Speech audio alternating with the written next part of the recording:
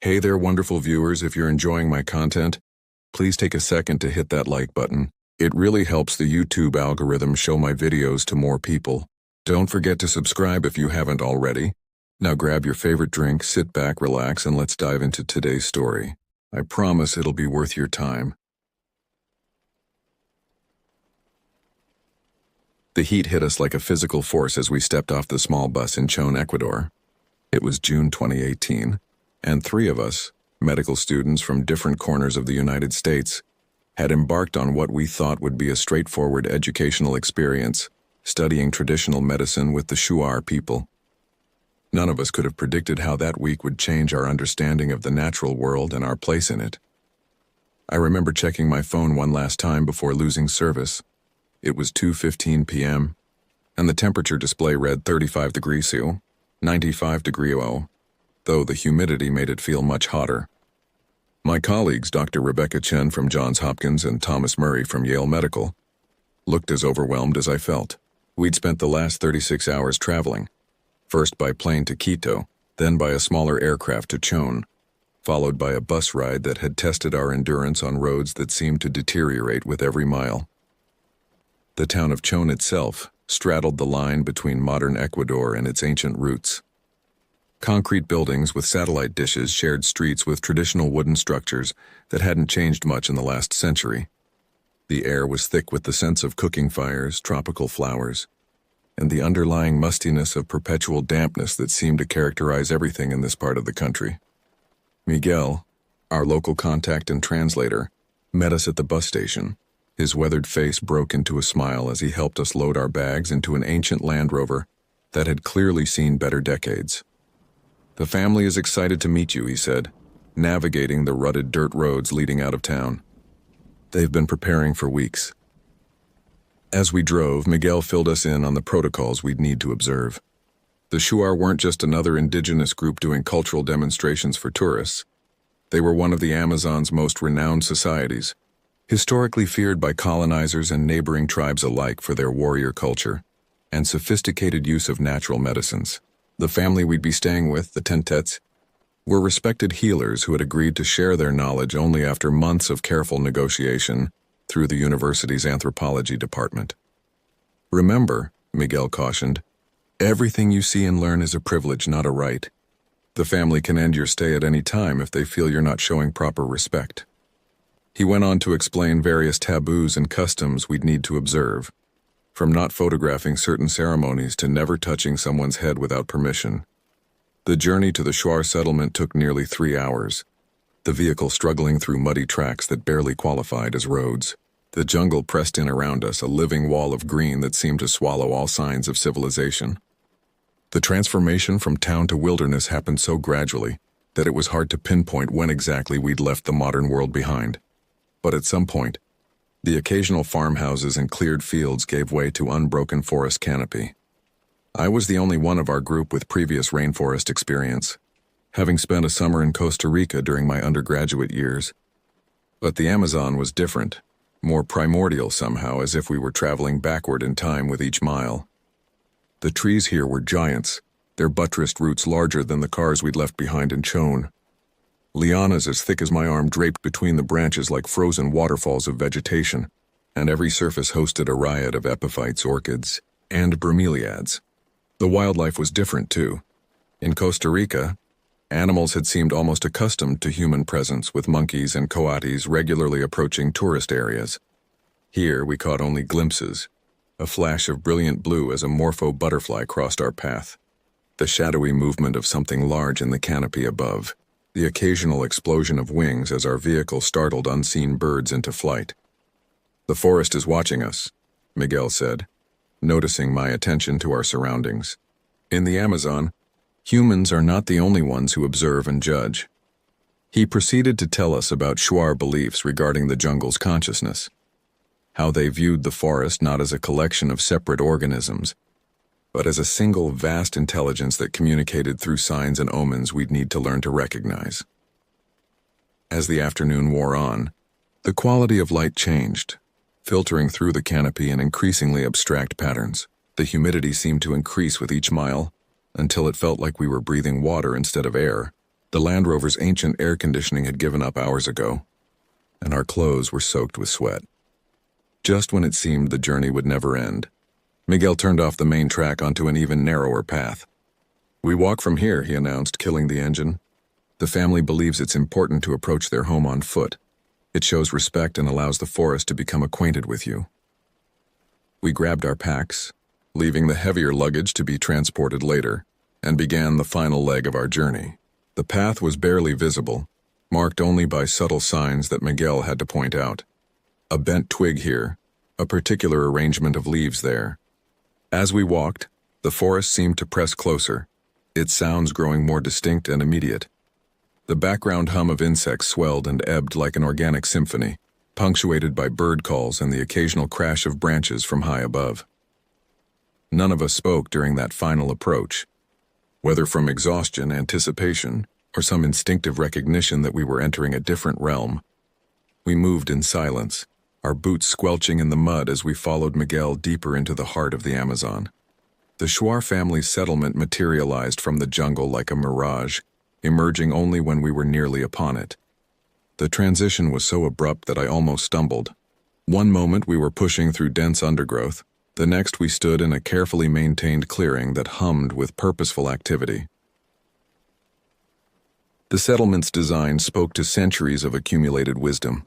5 main structures stood on elevated platforms that rose nearly 10 feet above the forest floor, their hardwood posts thick as telephone poles and weathered to a silvery gray. The platform served multiple purposes, Miguel explained.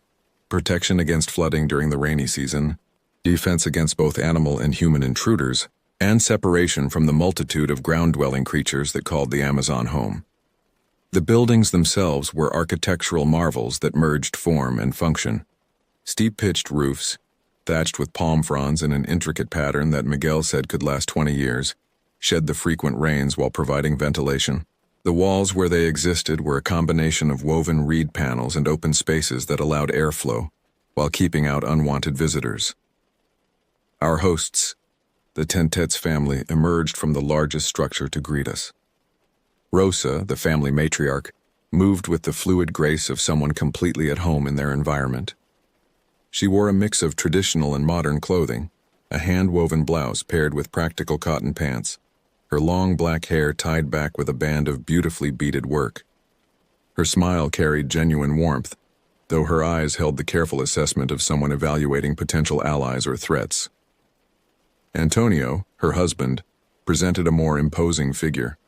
Shorter than I'd expected but powerfully built, he carried himself with the quiet confidence of a man who knew his place in the world. A long scar ran down his left arm. Later, we'd learn it came from a juvenile jaguar he'd encountered while gathering medicinal plants. Their children, 5 in total ranging from teenagers to toddlers, watched us with undisguised curiosity from various vantage points around the settlement. Miguel translated as Rosa welcomed us, her words carrying layers of meaning that transcended simple hospitality. She spoke of the forest's permission for our presence, of signs she'd observed in recent days that indicated our arrival would be beneficial to both parties. Antonio added his own welcome, though his was more reserved, tempered with subtle warnings about respect and boundaries. The family's youngest son, perhaps 5 years old, darted forward to touch Thomas's pale skin, earning a sharp word from his mother. But the moment broke some of the formality, leading to laughter and a more relaxed atmosphere. The older children began pointing out features of their home, proud to share their knowledge even across the language barrier. They led us to our assigned shelter, a platform structure set apart from the main family dwellings. The 50-yard separation, I would later learn, was carefully calculated, close enough for safety, far enough for privacy, and to avoid contamination if any of us brought illness. The structure itself was smaller than the family's buildings but built with the same careful attention to detail. What immediately caught our attention, however, were the decorations. The shelter's walls bore trophies that made our scientific background seem suddenly inadequate. Massive snake skins, preserved and stretched, ran the length of one wall. The largest must have measured over 20 feet, its scales still bearing hints of their original patterns. These came from anacondas, Miguel explained, though the Shuar had a different name for them that translated roughly to water spirits. Even more impressive were the preserved hides of what Miguel termed jungle cats, The spotted pattern suggested jaguar, but something about their size and coloration seemed off. When I asked, Miguel's translation of Antonio's response was cryptic. The forest holds many kinds of cats. Not all are known to science. The forest provides, but it also takes, Antonio said through Miguel, gesturing to the displayed trophies. These reminders help us maintain respect. His tone made it clear these weren't merely decorative elements or hunting trophies in the traditional sense. As we settled into our quarters, arranging our sleeping bags and equipment, I found my eyes drawn repeatedly to those skins. They seemed to move slightly in the breeze that filtered through the shelter's open walls, creating an unsettling impression of residual life. The longer I looked, the more I noticed details that didn't quite match my biological knowledge. Scale patterns that seemed to shift when viewed from different angles, fur that appeared to absorb rather than reflect light. Rebecca voiced what we were all thinking. Those skins. They're warnings, aren't they? Miguel nodded slowly. The Shuar believe in teaching through example. These are more than trophies. They're lessons about the forest's power and reminders that we are guests here, not masters. As evening approached, the jungle's symphony began to swell around us. The chorus of insects, frogs, and nightbirds rose to almost overwhelming levels. Yet our hosts seemed to hear messages in what to us was merely noise. Antonio and Rosa would cock their heads at particular sounds, exchanging glances that carried unspoken communication. We gathered with the family for our first meal, served on the main platform under a ceiling hung with drying plants and bundles of herbs. The food was simple but carefully prepared. Smoked fish, yucca, plantains, and various forest fruits we didn't recognize. As we ate, Miguel translated fragments of conversation that offered glimpses into the complex relationship between the Shuar and their environment. They spoke of the forest as a living entity, not in any abstract or poetic sense, but as a literal truth. Every animal, plant, and insect was seen as a message, a communication from the larger intelligence that was the Amazon itself. Our presence, they believed, had already begun to elicit responses. Subtle changes in animal behavior, unusual bird calls, specific combinations of weather patterns. As darkness settled over the settlement, the jungle's night shift took over, changing the character of the ambient sounds. We retired to our shelter, each of us trying to process the day's experiences through our Western scientific worldview. The skins on the walls seemed more active in the darkness, their movements more pronounced. None of us said it aloud, but we all felt it.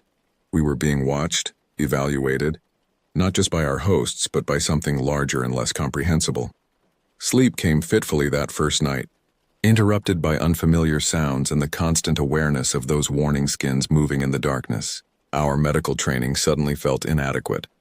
Preparation for what we were beginning to understand would be as much in spiritual education as a scientific one. Our education began before dawn the next morning. The jungle's darkness was just beginning to soften when Antonio's quiet whistle summoned us from our shelter. The air hung thick and heavy, carrying the complex scents of damp earth, flowering plants, and the musty sweetness of decay that perpetually haunted the forest floor.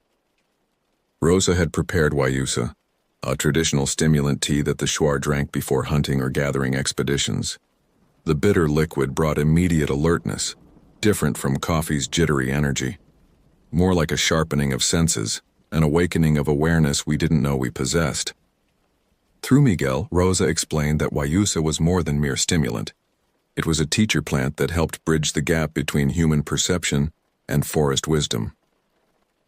Watch how the steam rises, she instructed through Miguel, holding her gourd of tea up to the pre-dawn light. The patterns it makes are messages for those who know how to read them.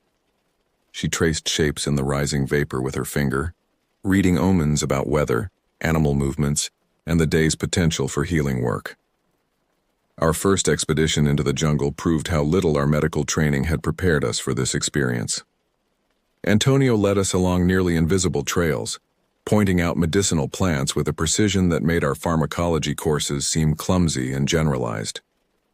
Every plant, he explained, had not just properties but personality, timing, combinations, and preparation methods all had to align with both physical and spiritual factors.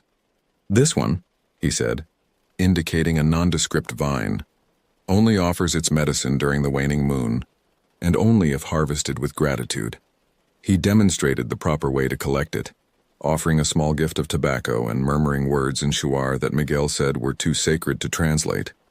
The family's knowledge of pharmacology was staggering. They showed us plants containing compounds that Western medicine was just beginning to study: anti-inflammatory agents, antimicrobials, analgesics with properties we couldn't explain. But more impressive was their understanding of synergy, how combinations of plants could produce effects far beyond their individual properties. Rebecca, with her background in biochemistry, was particularly fascinated by their preparation of curare. The complex process involved multiple plants, precise timing, and ritual elements that seemed as important as the chemistry. The spirits of the plants must agree to work together, Antonio explained when she asked about a particular step. Without the proper respect, you get poison instead of medicine. Thomas struggled initially with these metaphysical aspects, his Yale medical training warring with what he was experiencing. But how do you standardize dosages? He asked repeatedly, until Rosa finally took him aside for a gentle but firm lesson in different ways of knowing. The forest speaks to those who listen, she told him through Miguel. Each plant, each preparation carries its own intelligence. Our task is not to control but to collaborate. Afternoons were often spent with Rosa, learning about childbirth traditions and wound healing. Her knowledge of human anatomy rivaled our medical school training, though she conceptualized it differently. She spoke of energy pathways that didn't quite match traditional Chinese medicine, but suggested similar underlying principles. The preparation of medicines was an education in itself. We learned to identify specific plants, proper harvesting techniques, and the complex processing methods that could transform deadly toxins into powerful healing agents. Rosa showed us how to make poultices that could draw infection from deep wounds, tinctures that could break dangerous fevers, and preparations that could ease the transition between life and death. We were introduced to ayahuasca, though we didn't participate in ceremonies. The Shuar's relationship with this powerful medicine was far more sophisticated than the tourist-oriented ceremonies we'd heard about. They used it as a diagnostic tool, a way to understand illness at its spiritual root. Antonio explained how the medicine showed not just current ailments, but their origins and connections to the broader web of a person's life. The nights brought different lessons. As darkness fell, the jungle's character transformed. The daylight chorus of birds and monkeys gave way to a wall of sound created by millions of insects and nocturnal creatures. Each species contributed to a complex symphony that the Shuar heard as a communication system, a running commentary on the forest's state of being. "Listen," Antonio would say, holding up his hand. "The frogs are telling us rain is coming." Or, "That bird's call means a snake is hunting nearby." What seemed to us like chaos gradually revealed itself as a sophisticated natural intelligence, an ongoing conversation between countless species. Our Western education had taught us to isolate and analyze individual components. Here we were learning to perceive patterns, relationships, and interconnections. Every plant, every insect, every change in weather was part of a vast living system that operated with its own logic and intelligence. One afternoon, about 4 days into our stay, we witnessed something that challenged our scientific worldview. Rosa was treating a child from a nearby settlement for a severe infection. The young boy's leg was swollen and hot, with angry red streaks suggesting blood poisoning. In a hospital, this would have meant immediate IV antibiotics. Instead, Rosa prepared a complex poultice while Antonio gathered specific singing insects from the forest. They placed the insects around the infected area, covering everything with leaves wrapped in wild cotton. Antonio began a soft chant while Rosa blew tobacco smoke over the arrangement. Within hours, the swelling had noticeably decreased. By morning, the infection was clearly retreating. When we asked how it worked, Rosa smiled. "The insects sing to the spirits of the plants," she explained through Miguel. "Together, they convince the illness to leave. Our medical training couldn't explain it, but we couldn't deny the results." As the days passed, we found ourselves adjusting to the rhythm of forest life. The constant humidity, the ever-present insects, the complex protocols surrounding every aspect of medicine gathering and preparation. It all began to feel normal, even necessary. we started to understand that what we were learning wasn't just an alternative medical system, but a different way of perceiving and interacting with the living world. The skins on our shelter's walls took on new meaning. We began to see them not just as warnings, but as teaching tools, reminders of the forest's power and the importance of maintaining proper relationship with all its inhabitants. Each one had a story, a lesson about respect, boundaries, and the delicate balance between human needs and forest law. Yet despite our growing comfort, there remained an underlying tension. The forest, we were learning, had its own rules and rhythms. We were guests here, tolerated but never fully accepted. At night, when the darkness pressed close and unfamiliar sounds echoed through the canopy, we were acutely aware of our provisional status in this ancient and powerful ecosystem. Our final week was drawing to a close, marked by subtle changes in the forest's rhythm that only our hosts seemed to fully understand. The rains had been heavier than usual, turning the paths between structures into small streams and filling the air with a perpetual mist that made everything feel slightly unreal. According to Antonio, the unusual weather had disrupted normal hunting patterns, forcing animals to seek higher ground and making protein scarce in the family's diet. The forest holds back its gifts sometimes, Rosa explained over breakfast, stirring a pot of yucca porridge. When this happens, we must examine ourselves, ask what lesson we need to learn. Through Miguel, she described how the Shuar viewed hunting not as a right but as a privilege granted by the forest spirits. Success or failure in hunting reflected the state of relationship between human and animal worlds. The children had been subsisting mainly on fish caught in nearby streams, supplemented by gathered foods and the occasional small game that ventured near the settlement. We'd grown accustomed to meals built around yucca, plantains, and various forest fruits, but it was clear the family was concerned about the lack of larger game. That evening, as sunset approached, Antonio called us to join the family for what would be our final meal together. The main platform had been swept clean, and Rosa had arranged traditional clay-serving vessels in a precise pattern that Miguel said held spiritual significance. The family's teenage daughter had woven fresh palm fronds into placemats, their geometric patterns encoding prayers for abundance.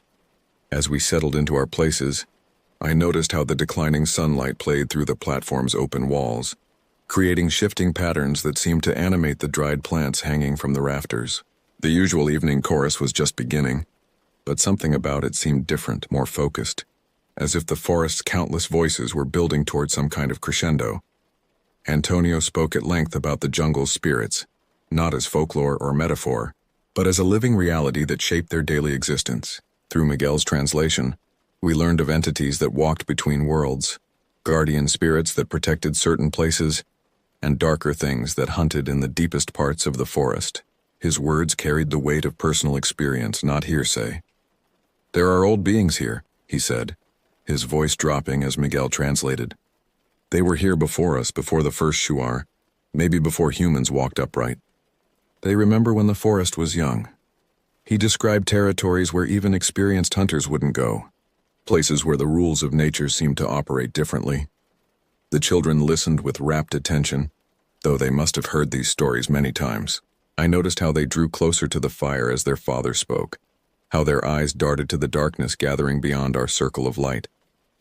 Even the teenage son, who earlier had proudly shown us his smartphone, now sat silent and watchful.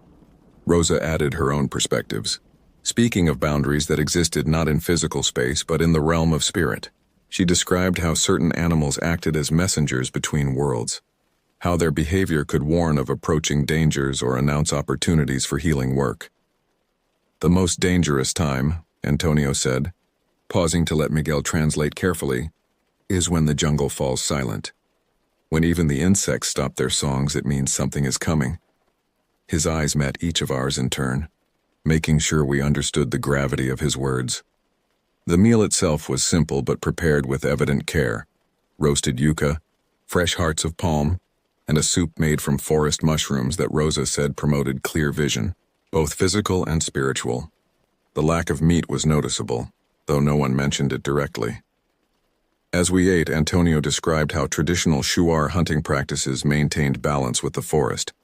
He explained their belief that every animal taken must be honored, its spirit thanked and properly released. Waste or disrespect could lead to spiritual contamination that would affect not just the hunter but the entire community.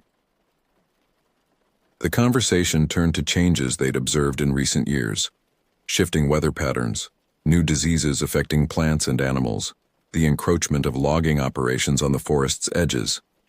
Yet they spoke of these challenges not with despair, but with a deep conviction in the forest's ability to adapt and teach new lessons. Rebecca asked about the skins decorating our shelter, wondering if they represented past hunting successes. Antonio's response, filtered through Miguel, was cryptic. Not all were hunted. Some came to teach us respect. Each skin is a story of balance restored one way or another. The fire's light caught the fine scars on his arms and hands, marks left by decades of gathering medicines and navigating forest hazards. Rosa's hands, too, bore the marks of her work. Small burns from cooking fires, stains from plant medicines, the general weathering that came from a life lived in close connection with the elements. As darkness settled fully around us, the jungle's night chorus reached full volume. Insects, frogs, and nocturnal birds created layers of sound that seemed to pulse with meaning. Our hosts occasionally paused in their conversation to listen to particular combinations of calls, exchanging glances that suggested they were receiving messages we couldn't interpret. The children grew increasingly restless as night deepened, though they tried to hide it. The youngest ones pressed closer to their mother, while the older ones maintained careful watchfulness of the surrounding darkness. Something about their behavior suggested this wasn't ordinary nighttime anxiety, but a response to something specific they sensed in the forest's voice. None of us could have known then how prophetic Antonio's words about silence would prove, or how soon we would experience the truth of his warnings. The forest's messages were there in the unusual weather, the scarcity of game, the subtle shifts in animal behavior. We simply didn't yet have the wisdom to read them. As we retired to our shelter that night, the jungle symphony seemed to take on a new quality, less chaotic, more purposeful, as if building toward something. We settled into our sleeping bags, the familiar shapes of the warning skins moving slightly in the breeze, their presence now more comfort than threat after our weeks of education. The last thing I remember before drifting off was thinking how much our perspective had shifted since our arrival. We'd come expecting to learn about traditional medicine, but found ourselves initiated into a much deeper understanding of how humans might relate to the natural world. The forest had begun to speak to us in its own way, though we were still far from fluent in its language. We couldn't have known that in just a few hours we would experience the profound truth of Antonio's warning about silence, or that our education was far from complete. The gunshot came at 3 a.m., shattering our sleep like a hammer striking glass. In that first moment of confused wakefulness, the sound seemed to hang in the humid air, reverberating through the forest canopy with unnatural persistence. But it wasn't the shot itself that made our blood run cold. It was what followed. Silence. Complete, absolute silence. The eternal chorus of the jungle, the symphony that had become our constant companion over the past week, vanished as if someone had thrown a switch.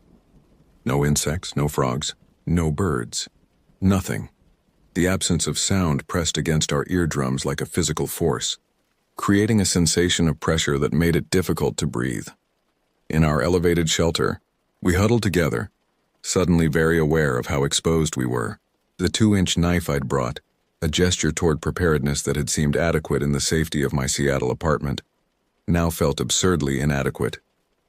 The beam of my headlamp seemed to terminate unnaturally, as if the darkness had become too thick for light to penetrate. "What's happening?"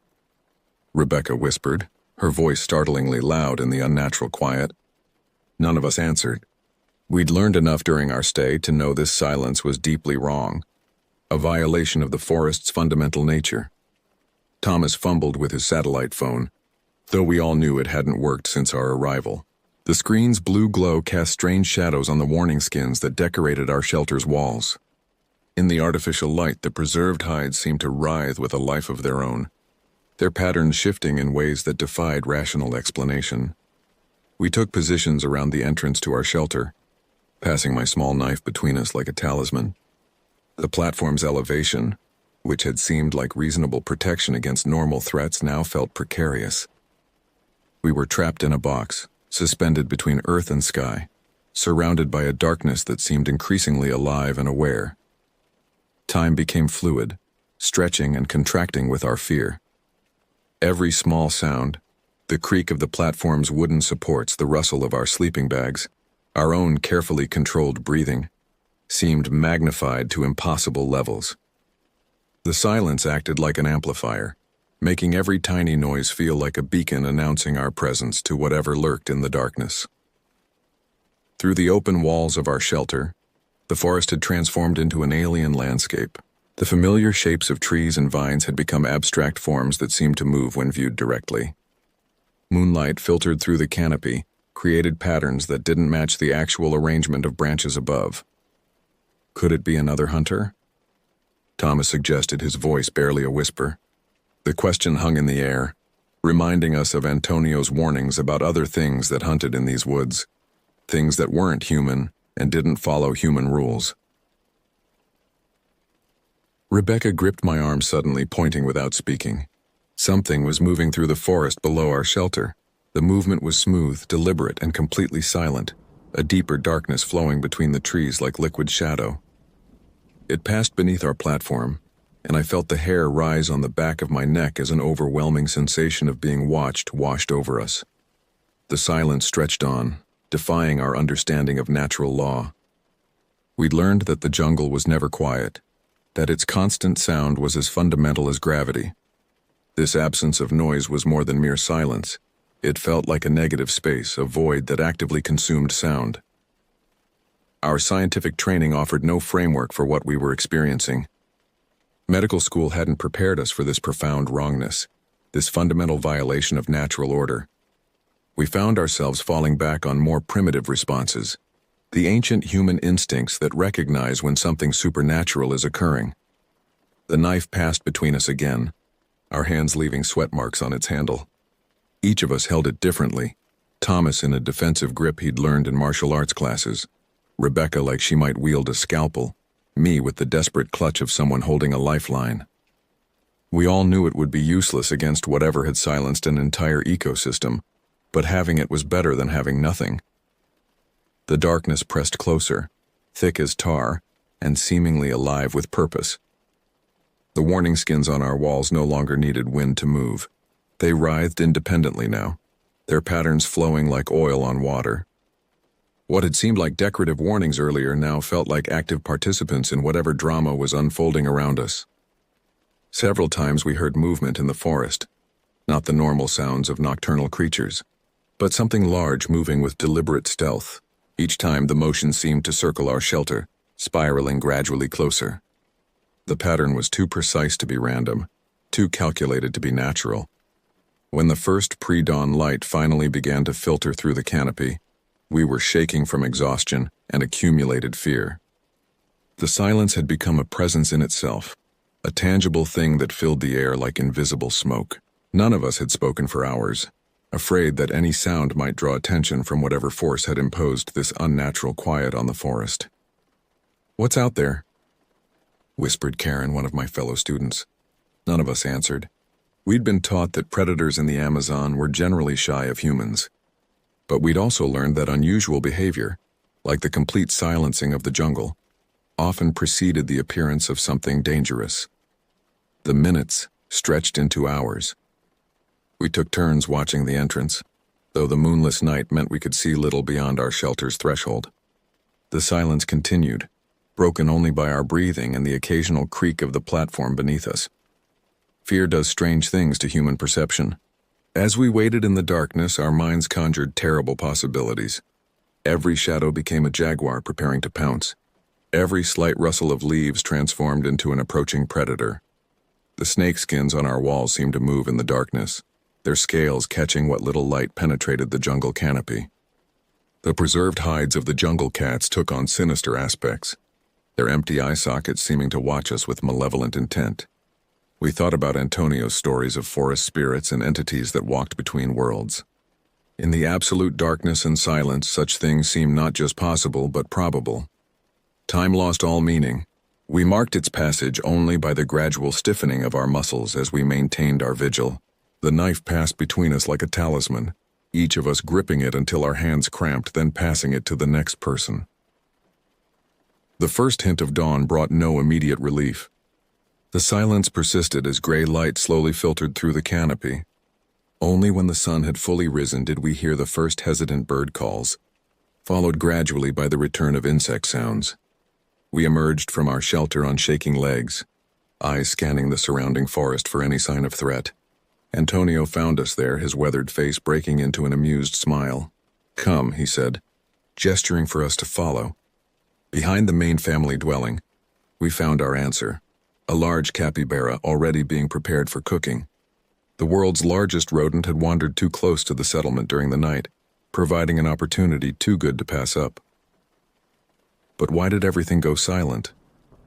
I asked through Miguel. Antonio's expression grew serious. The forest knows death when it comes. All creatures understand this language. When death walks, everything hides. The capybara meat was indeed like greasy venison, but after a week of mainly vegetarian fare, it was the most delicious thing we'd ever tasted. As we ate, the family shared stories of other nights when the jungle had fallen silent. Sometimes it's just hunting, like last night, Rosa explained. But sometimes it's something else. The silence can mean many things. The children nodded solemnly, and I noticed how even these jungle-born kids stayed close to their parents as the stories continued. They spoke of nights when the silence lasted until dawn, of strange lights seen deep in the jungle, of tracks found in the morning that belonged to no known animal. "The jungle keeps its secrets," Antonio said. "We are guests here, nothing more. When the forest speaks, or when it falls silent, we must listen and respect its messages."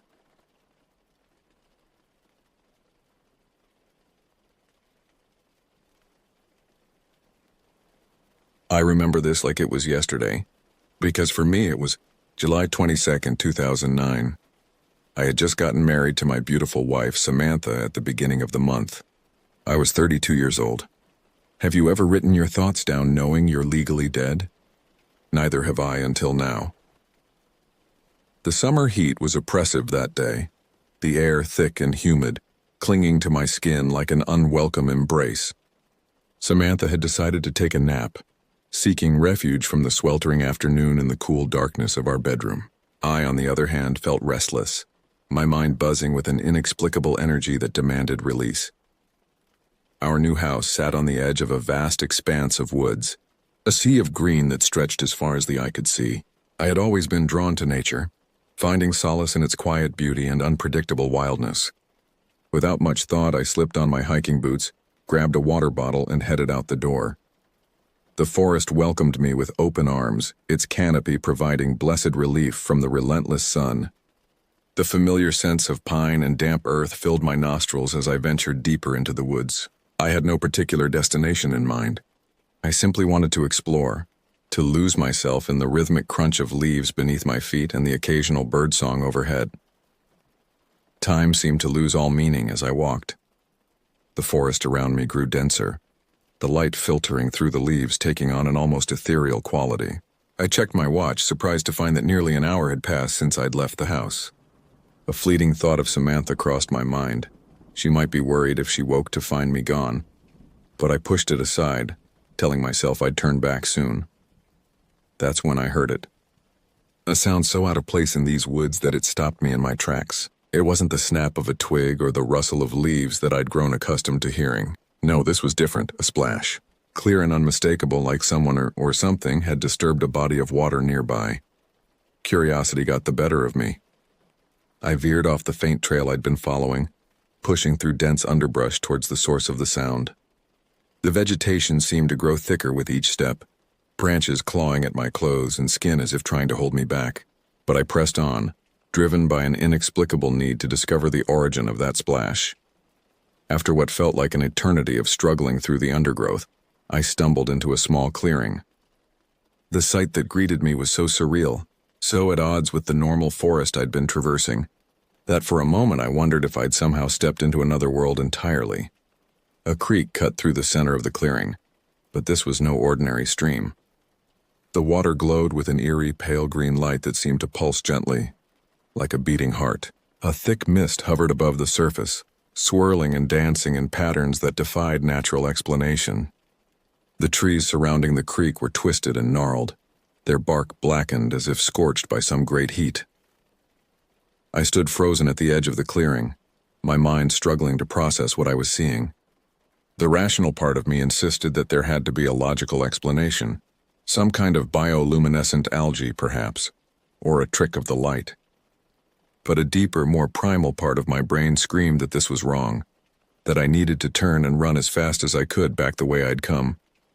Before I could act on either impulse, I heard the splash again. My eyes darted to the source of the sound, and that's when I saw it. A hand just barely visible above the surface of the glowing water. Without thinking, I rushed forward, my instinct to help overriding any sense of self-preservation. I dropped to my knees at the edge of the creek, reaching out to grab the hand. The water was ice cold, sending shock waves of pain up my arm as I plunged it into the glowing liquid. My fingers closed around the hand, and I pulled with all my might. What emerged from the water will haunt me for the rest of my days. It was a man, or at least, it had the shape of a man. But as his head broke the surface, I realized with dawning horror that this was no ordinary drowning victim. His skin was pale, almost translucent, with a network of black veins visible just beneath the surface. His eyes, when they met mine, were entirely black, like polished obsidian. A smile spread across his face, revealing rows of needle-sharp teeth. In that moment, I knew with absolute certainty that I was looking at something that should not exist, something that defied all laws of nature and sanity. I tried to pull away, to release my grip on its hand, but I found myself paralyzed. The creature's smile widened, and then in the blink of an eye it vanished. One moment it was there, its cold, wet hand in mine, and the next, nothing. No splash, no ripple in the water. It was as if it had never existed at all. The sudden absence of the creature broke whatever spell had been holding me in place. I scrambled backward, my heart pounding so hard I thought it might burst from my chest. The world around me began to spin, colors blurring together in a nauseating whirl. The last thing I remember before losing consciousness was the sickly green glow of the creek, pulsing in time with my racing heartbeat. I don't know how long I was unconscious. When I finally came to, the forest around me was bathed in the golden light of late afternoon. For a moment, as I blinked away the fog of confusion, I almost convinced myself that it had all been a dream. The glowing creek, the creature with its shark-like grin, but the damp earth beneath me and the lingering chill in my bones told a different story. I pushed myself to my feet, my body protesting with every movement. My clothes were soaked through, clinging uncomfortably to my skin. As I looked around, trying to orient myself, a wave of disorientation washed over me. The clearing looked different. The creek was still there, but it was just an ordinary stream now, its water clear and unremarkable. The twisted, blackened trees were gone, replaced by normal forest growth. Had I imagined it all? Was I losing my mind? A sense of urgency suddenly gripped me. Samantha, she must be worried sick by now. I needed to get home, to reassure her that I was okay. But as I tried to retrace my steps, nothing looked familiar. Every tree, every rock seemed alien and threatening. The forest that had once felt welcoming now pressed in on me, suffocating in its vastness. I walked for what felt like hours, my sense of direction completely shot. The sun dipped lower on the horizon, casting long shadows that played tricks on my eyes. More than once I thought I saw movement out of the corner of my eye, only to whirl around and find nothing there. The feeling of being watched grew stronger with each passing minute, raising the hairs on the back of my neck. Just when I was on the verge of panic, convinced I would die lost in these endless woods, I saw a break in the trees ahead. Hope surged through me as I quickened my pace, pushing through the last of the underbrush to emerge on a suburban street. Relief flooded through me as I recognized my neighborhood. But that relief was short-lived as I realized something was very, very wrong. The houses looked different, older, more weathered. Gardens that had been meticulously maintained were now overgrown and wild. And my house, the one Samantha and I had just moved into a few weeks ago, looked like it had been lived in for years. I approached my front door with trepidation, a sick feeling growing in the pit of my stomach. My key wouldn't work, in the lock, the mechanism jamming as if it didn't fit at all. Frustration and fear mounting, I pounded on the door, calling out for Samantha. The door swung open, but it wasn't my wife who stood there. Instead, I found myself face to face with a stranger, a middle-aged man with a confused and slightly wary expression. "Can I help you?" he asked, his tone guarded. The world seemed to tilt on its axis as I struggled to comprehend what was happening. "Who are you?" I demanded, my voice rising with panic. "Why are you in my house? Where's my wife?" The man's confusion deepened, tinged now with a hint of pity. "Son, I think you might be confused. My wife and I have lived here for 8 years. There's no one else here." I stared at him, unable to process his words. 8 years? That was impossible. We'd only bought this house a month ago. I opened my mouth to argue, to insist that there had to be some mistake when a woman appeared behind the man. She whispered something in his ear, her eyes darting nervously to me and then back to her husband. It was then that I noticed the police car pulling into the driveway. The next few minutes passed in a blur. The officers approached cautiously, hands hovering near their weapons as if they expected me to be dangerous. They asked for my identification, which I provided without hesitation, certain that once they saw my driver's license, everything would be cleared up. But when they opened my wallet, there was no license, no credit cards, nothing but old newspaper, clippings yellowed with age, their headlines meaningless and unfamiliar. I watched in growing horror as they ran the serial number on the gun I always carried for protection. It came back clean. Not stolen, but with no registered owner. "There has to be some mistake," I insisted, my voice rising with desperation. "Please, just take me to my father-in-law's house. He can sort this out. He'll tell you who I am." The officers exchanged glances, a silent conversation passing between them. Finally, one of them nodded. "All right, give us the address." The drive to my father-in-law's house was tense, silent except for the crackle of the police radio. I sat in the back of the cruiser, my mind racing, trying to make sense of what was happening. This had to be some kind of elaborate prank, I told myself. Any minute now, someone would jump out and yell, "Surprise!" and everything would go back to normal. But as we pulled into the familiar driveway, I knew in my gut that this was no joke. The house looked different, older, like everything else I'd seen. The garden Samantha's mother had so lovingly tended was overgrown and wild. One of the officers went to knock on the door while the other stayed with me. I watched, my heart in my throat, as my father-in-law answered. Even from a distance, I could see the confusion on his face as he listened to the officer explain the situation. When they both walked back to the car, the look on my father-in-law's face made my blood run cold. There was no recognition in his eyes, only a mixture of pity and unease. "I'm sorry," he said, his voice heavy with emotion. "I don't know who you are or how you know these things about me, but I've never seen you before in my life. Please, I need you to leave." In that moment, something inside me broke. The last thread of hope I'd been clinging to snapped, leaving me adrift in a world that no longer made sense. I barely registered, the officers guiding me back into the car, their voices a distant murmur as they discussed what to do with me. As we drove away, I caught one last glimpse of my father-in-law in the rearview mirror. He stood in his driveway watching us leave, and for a split second, I thought I saw something flicker across his face, a flash of recognition, quickly replaced by a blank stare. But then we turned a corner, and he was gone.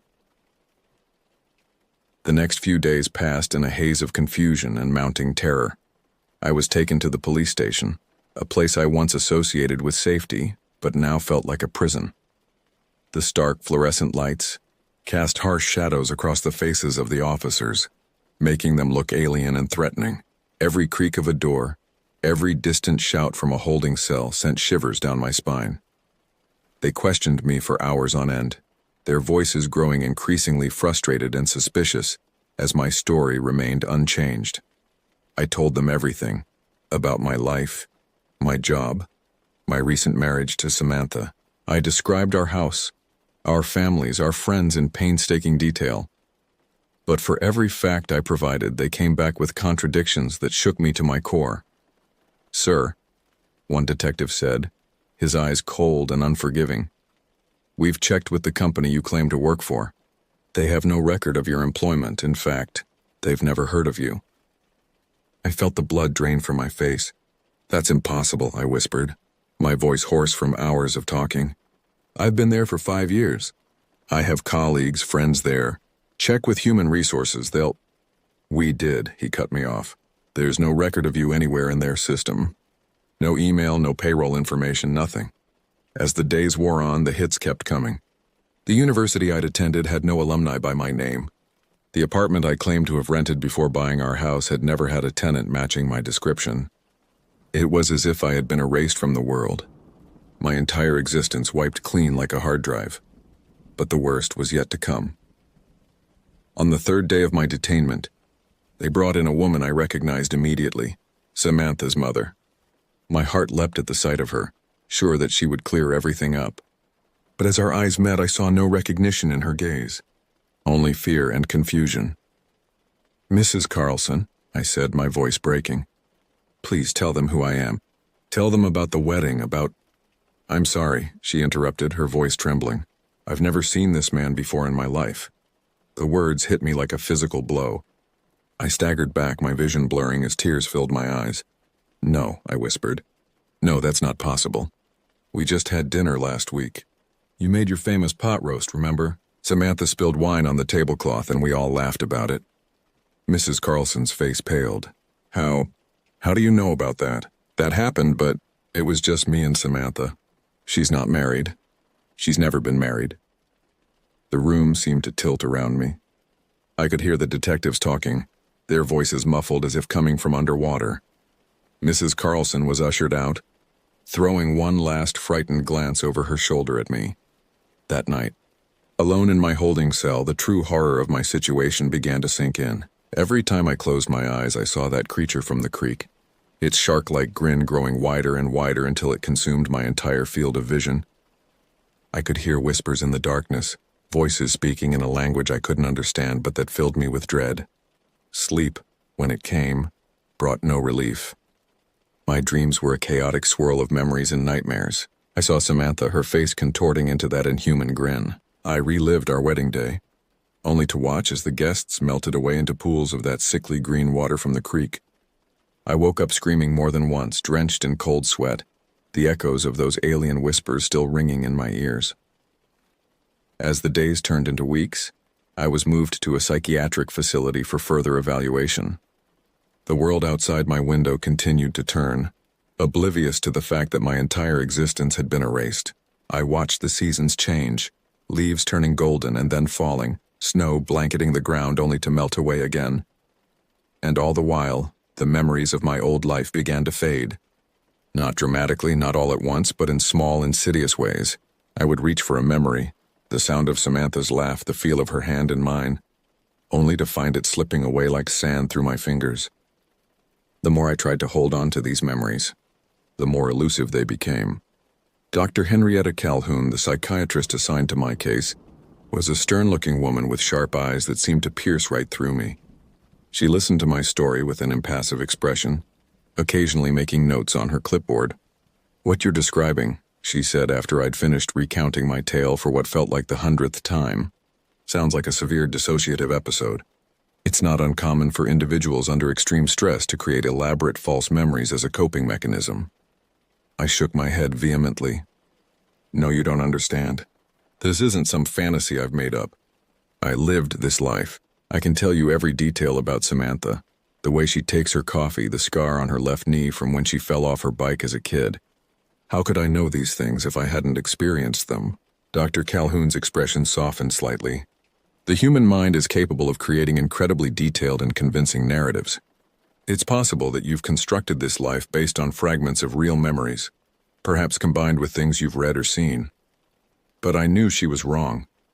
I could feel it in my bones, in the ache in my chest when I thought of Samantha, in the visceral fear that gripped me when I remembered the creature in the creek. This was real. It had to be.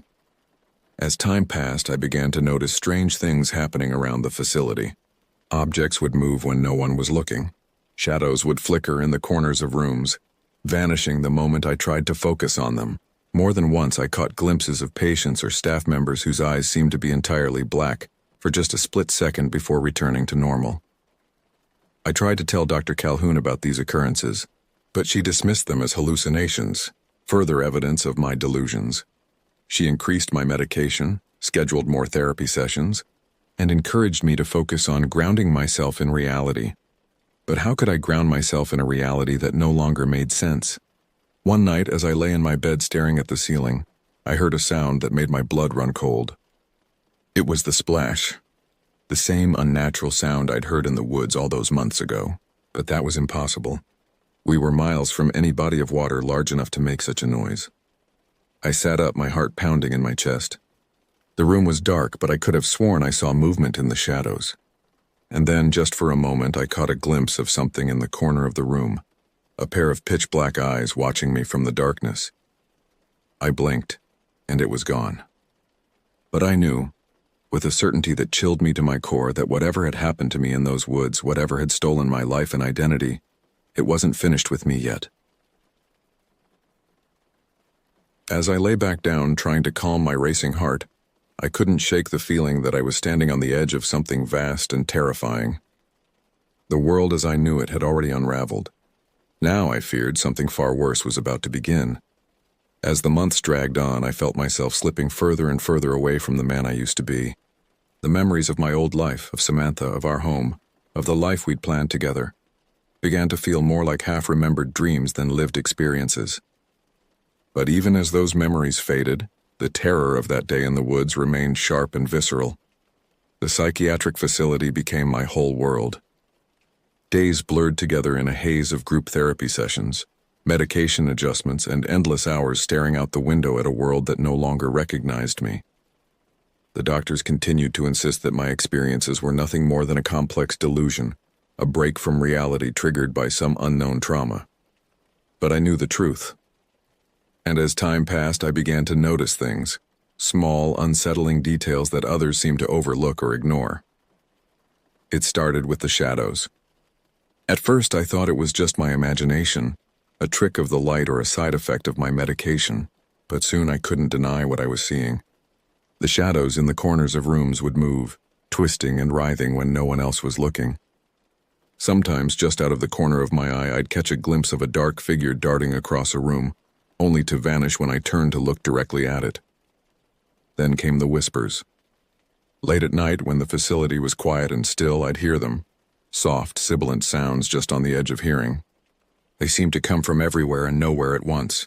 A chorus of voices speaking in a language I couldn't understand, but that filled me with an inexplicable dread. I tried to tell the staff about what I was experiencing, but they dismissed my concerns as further evidence of my delusions.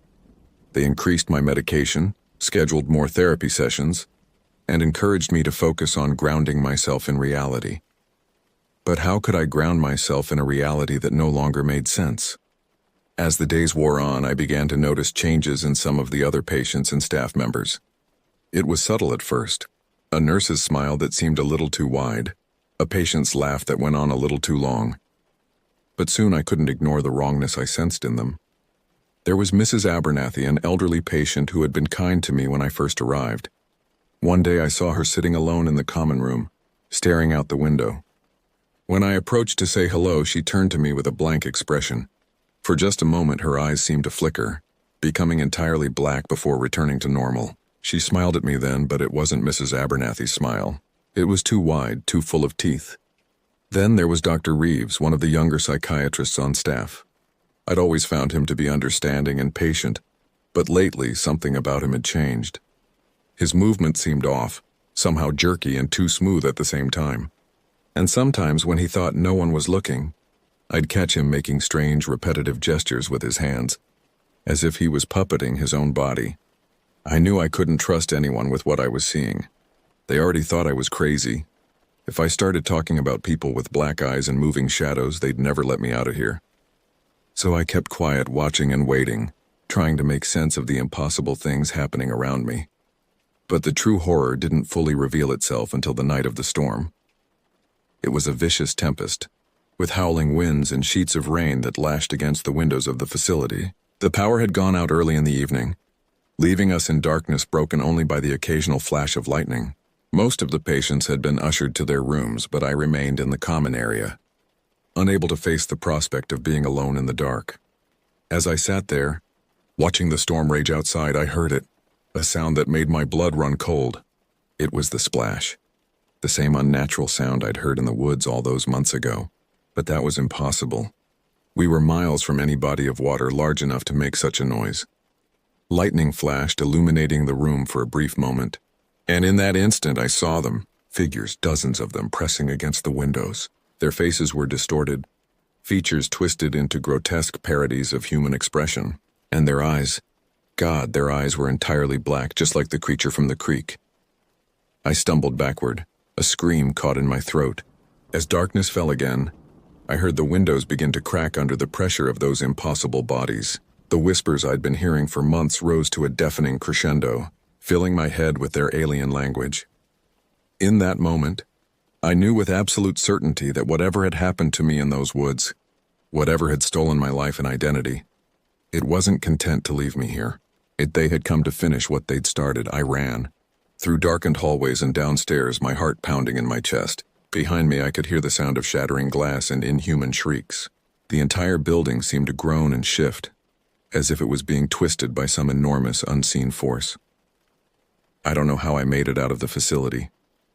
Everything was a blur of terror and adrenaline, but suddenly I found myself outside, rain pelting my face as I ran blindly into the night. Lightning split the sky, and in its brief illumination I saw the forest looming ahead of me.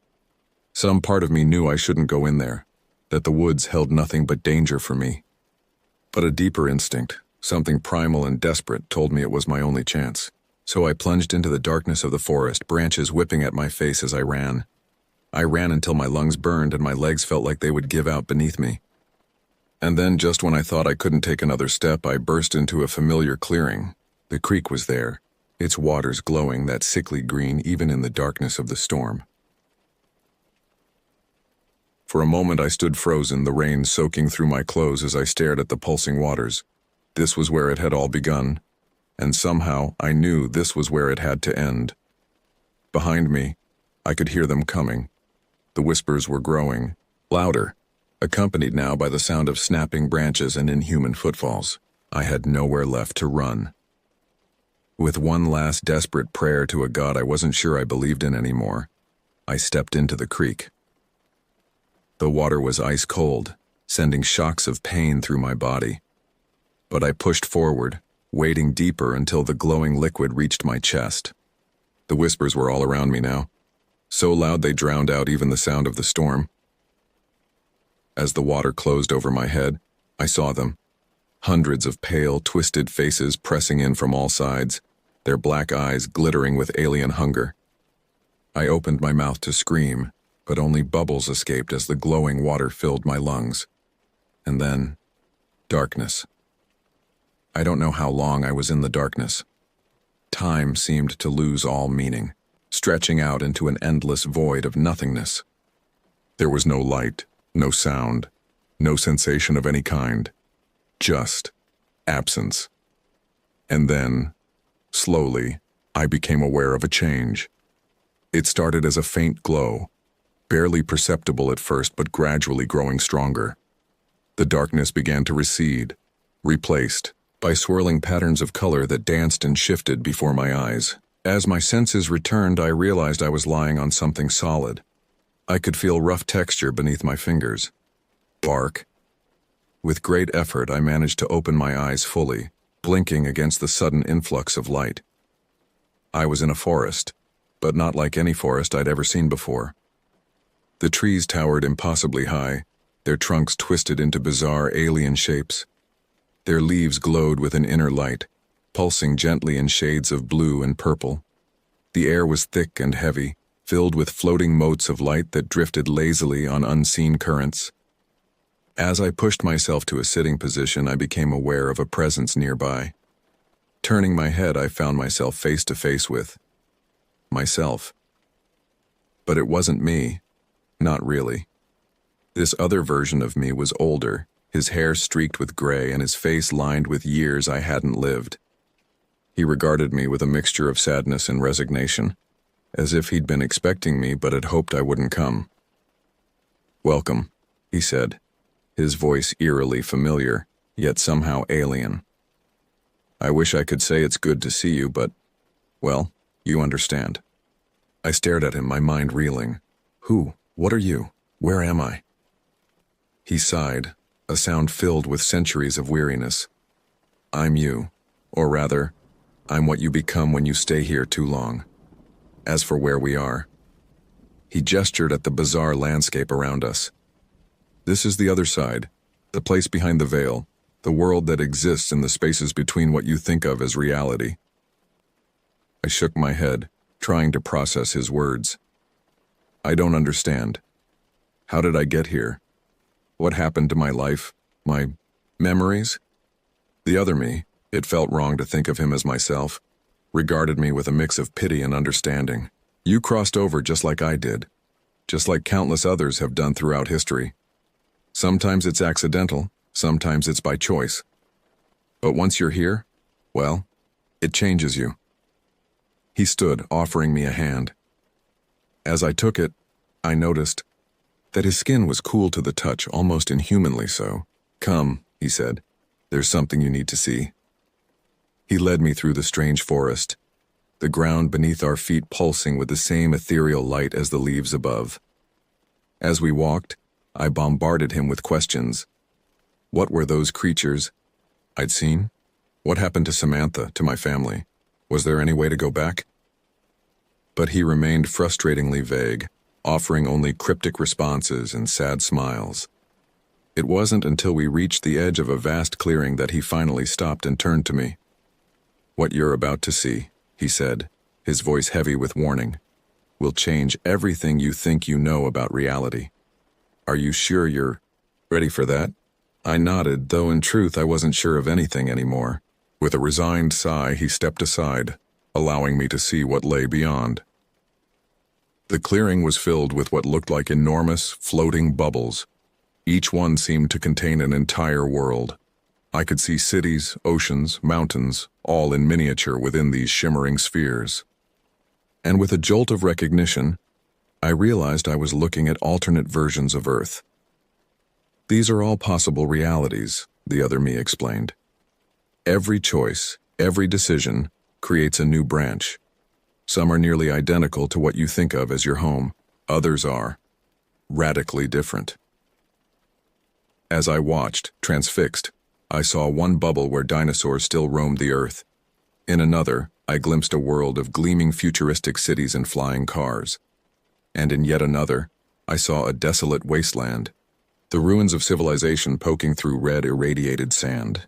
"But what does this have to do with me?" I asked, tearing my eyes away from the mesmerizing sight. "Why am I here?" The other me's expression darkened.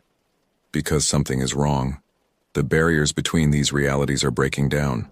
Those creatures you saw, the ones with the black eyes, they're not supposed to be able to cross over, but they found a way, and now they're hungry." A chill ran down my spine as I remembered the terrifying pursuit through the storm, the feeling of those alien presences closing in around me. "What do they want?" "Everything," he replied simply. "They want to consume all realities, to break down the walls between worlds until there's nothing left but chaos. And we're the only ones who can stop them." I stared at him in disbelief. "Me, but I'm nobody." I couldn't even hold on to my own reality. "How am I supposed to save all of this?" I gestured at the vast array of bubble worlds before us.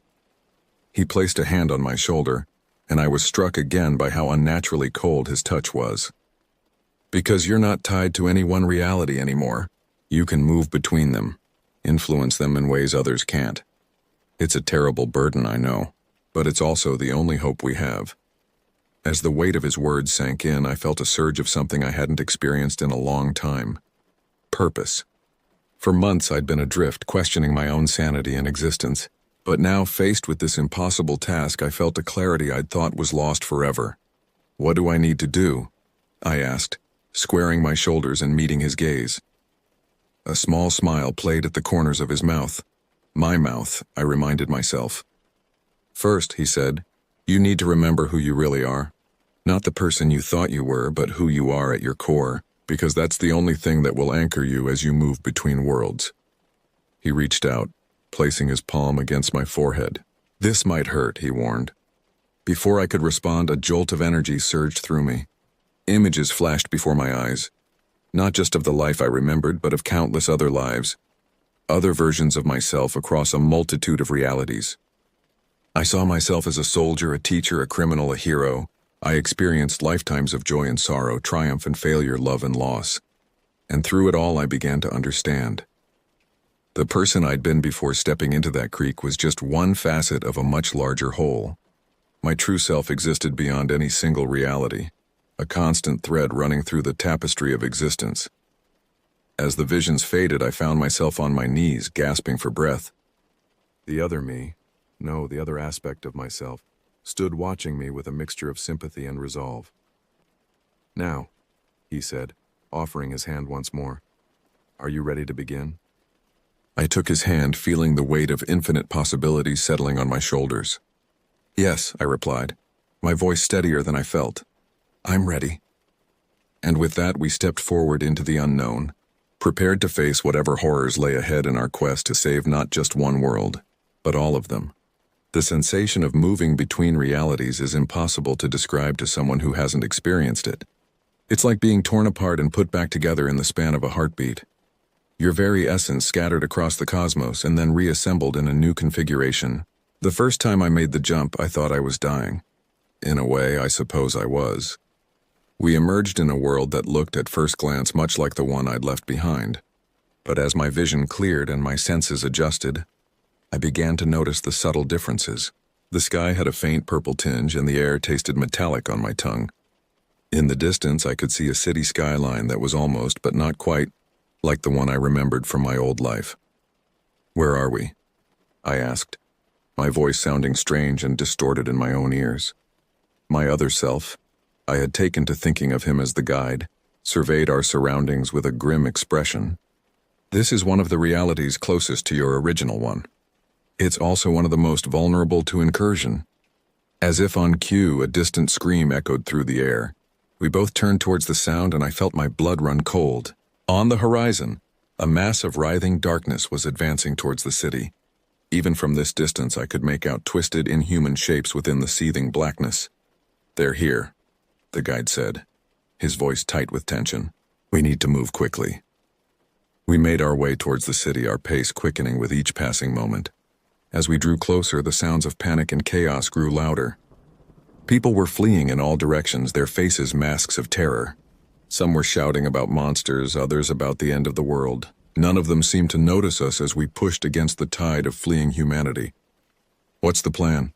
I asked, having to shout to be heard over the growing din. The guide pointed towards a tall building in the center of the city. Unlike the sleek skyscrapers around it, this structure was old, its stone facade covered in intricate carvings.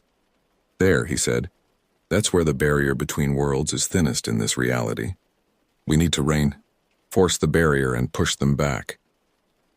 As we approached the building, I could see that it was some kind of ancient library or repository of knowledge. The doors stood open as if inviting us in, but before we could reach them, a group of the dark creatures materialized in our path. Up close, they were even more terrifying than I remembered. Their bodies seemed to be made of living shadow, constantly shifting and reforming. Where their faces should have been, there were only those bottomless black eyes, filled with an insatiable hunger. The guide moved with a speed and grace I wouldn't have thought possible, producing a strange, glowing weapon from somewhere within his clothes. "Remember who you are," he shouted to me as he engaged the first of the creatures. "Your will is your weapon here." I stood frozen for a moment, watching as he fought. Then, as one of the shadow beings lunged towards me, something clicked into place. I remembered the visions I'd experienced, the countless lives and experiences that made up my true self. And in that moment, I knew what to do.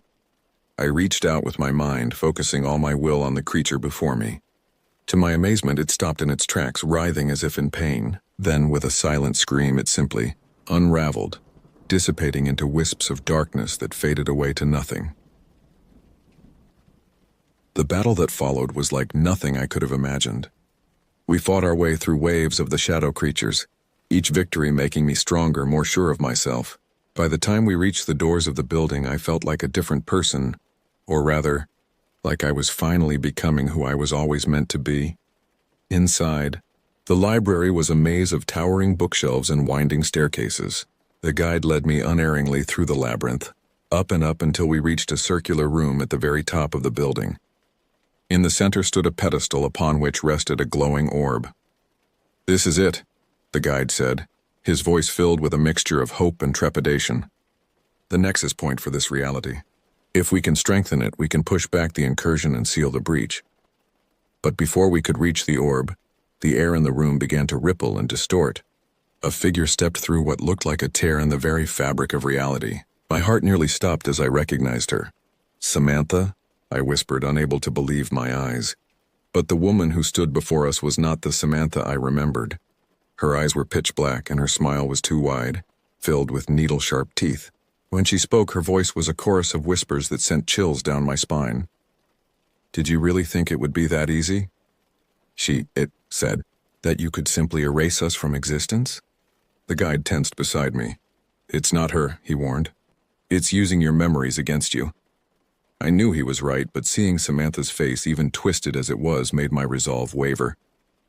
The creature wearing her form seemed to sense this, its smile growing even wider. "Come now," it purred, stepping closer. "Don't you want to come home? Don't you miss your wife, your family? We can give you all of that back. All you have to do is let us in." For a moment I was tempted. The longing for my old life, for the simple happiness I'd known, was almost overwhelming. But then I remembered the truth. The infinite possibilities I'd glimpsed. The vastness of my true self that extended beyond any single reality. "You're right," I said, straightening my spine and meeting those black eyes without flinching. "I do miss them. But they're not you. And I'm not who I was." With that, I lunged forward, pushing past the creature and grabbing the orb from its pedestal. The moment my hands touched it, I felt a surge of power unlike anything I'd ever experienced. It was as if I could see the very threads of reality, the connections between all possible worlds. The creature that wasn't Samantha shrieked, a sound of pure rage and frustration. It lunged at me, but the guide intercepted it, grappling with the writhing mass of shadows. "Do it now," he shouted. "Seal the breach." Clutching the orb, I closed my eyes and focused all my will, all my newfound understanding of the multiverse, on a single thought: protect, heal, restore. The power flowed through me, out into the very fabric of this reality. I could feel the barriers strengthening, the holes and weak points sealing themselves shut. The air around us began to vibrate, filled with a high-pitched whine that grew louder and louder until it was almost unbearable. And then, with a sound like a thunderclap, it was over. I opened my eyes to find the room empty save for myself and the guide. The creature was gone, along with all traces of the shadow beings. Outside, I could hear cheering in the streets as the people of this reality realized the danger had passed. The guide looked at me with a mixture of pride and sadness. "Well done," he said softly. "But this was just the beginning. There are countless other realities that need our help." I nodded, feeling the weight of responsibility settling on my shoulders. But it no longer felt like a burden. Instead, it was a purpose, a calling that resonated with the very core of who I truly was. "I'm ready," I said. And I meant it. What followed was a journey beyond anything I could have imagined. We traveled from reality to reality, sealing breaches, fighting back the encroaching darkness, and helping to restore balance to worlds on the brink of collapse. Each jump brought new challenges, new horrors to face. In one reality, we found a world where the shadow creatures had already taken hold, twisting the very laws of physics to suit their alien desires. We spent what felt like years there, slowly reclaiming territory and teaching the survivors how to fight back. In another, we arrived just as the first incursion was beginning. We were able to stop it before it could gain a foothold, but not without cost. The guide, my other self, was gravely injured in the battle. As I tended to his wounds, I realized with a start that I could no longer think of him as separate from myself. We were one and the same, two aspects of a greater whole. There were moments of beauty amidst the chaos too. Realities where the fundamental nature of existence was so different from what I'd known that it took my breath away. Worlds of pure energy, of living music, of thoughts given physical form. Each one expanded my understanding of the multiverse and my place within it. And through it all, I continued to change, to grow. The person I had been, the man with a simple life and a loving wife, felt like a distant memory. I was becoming something more, something that existed beyond the confines of any single reality. But with that growth came a deep gnawing loneliness. I found myself thinking of Samantha, of the life I'd left behind. Even knowing that it was just one of infinite possible lives, I couldn't help but mourn for what I'd lost. The guide, the part of me that had been doing this for so much longer, understood. "It's the price we pay," he told me one night, or what passed for night in the reality we were in at the time. To be able to move between worlds, to see the bigger picture, it means never truly belonging anywhere. I knew he was right, but it didn't make the ache any easier to bear. As time passed, though time had little meaning when you could step between moments as easily as between worlds, I began to notice changes in myself that went beyond the mental and emotional. My physical form became more fluid, able to adapt to the different conditions of each reality we visited. In some worlds, I appeared almost as I had in my original life. In others, I was something far removed from human. And always, there were the creatures of shadow and hunger, pushing at the edges of reality, seeking any weakness they could exploit. We beat them back time and time again, but they never seemed to diminish in number or ferocity. Will it ever end? I asked the guide during a rare moment of respite. We were in a reality that was little more than a vast empty plain under a sky full of unfamiliar stars. Is this just what we do now, forever? He was silent for a long moment, his gaze fixed on the alien constellations above us. When he finally spoke, his voice was heavy with the weight of countless lifetimes. "I don't know," he admitted. "But I do know that what we're doing matters. Every reality we save, every world we protect, it's worth it." I nodded, trying to take comfort in his words, but a part of me couldn't help but wonder. At what point did the cost become too high? How much of ourselves could we sacrifice before there was nothing left?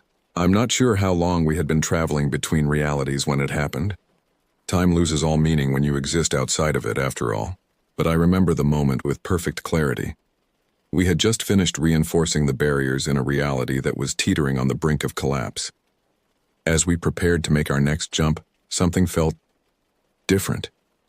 The usual sensation of being torn apart and reassembled was replaced by a feeling of intense déjà vu.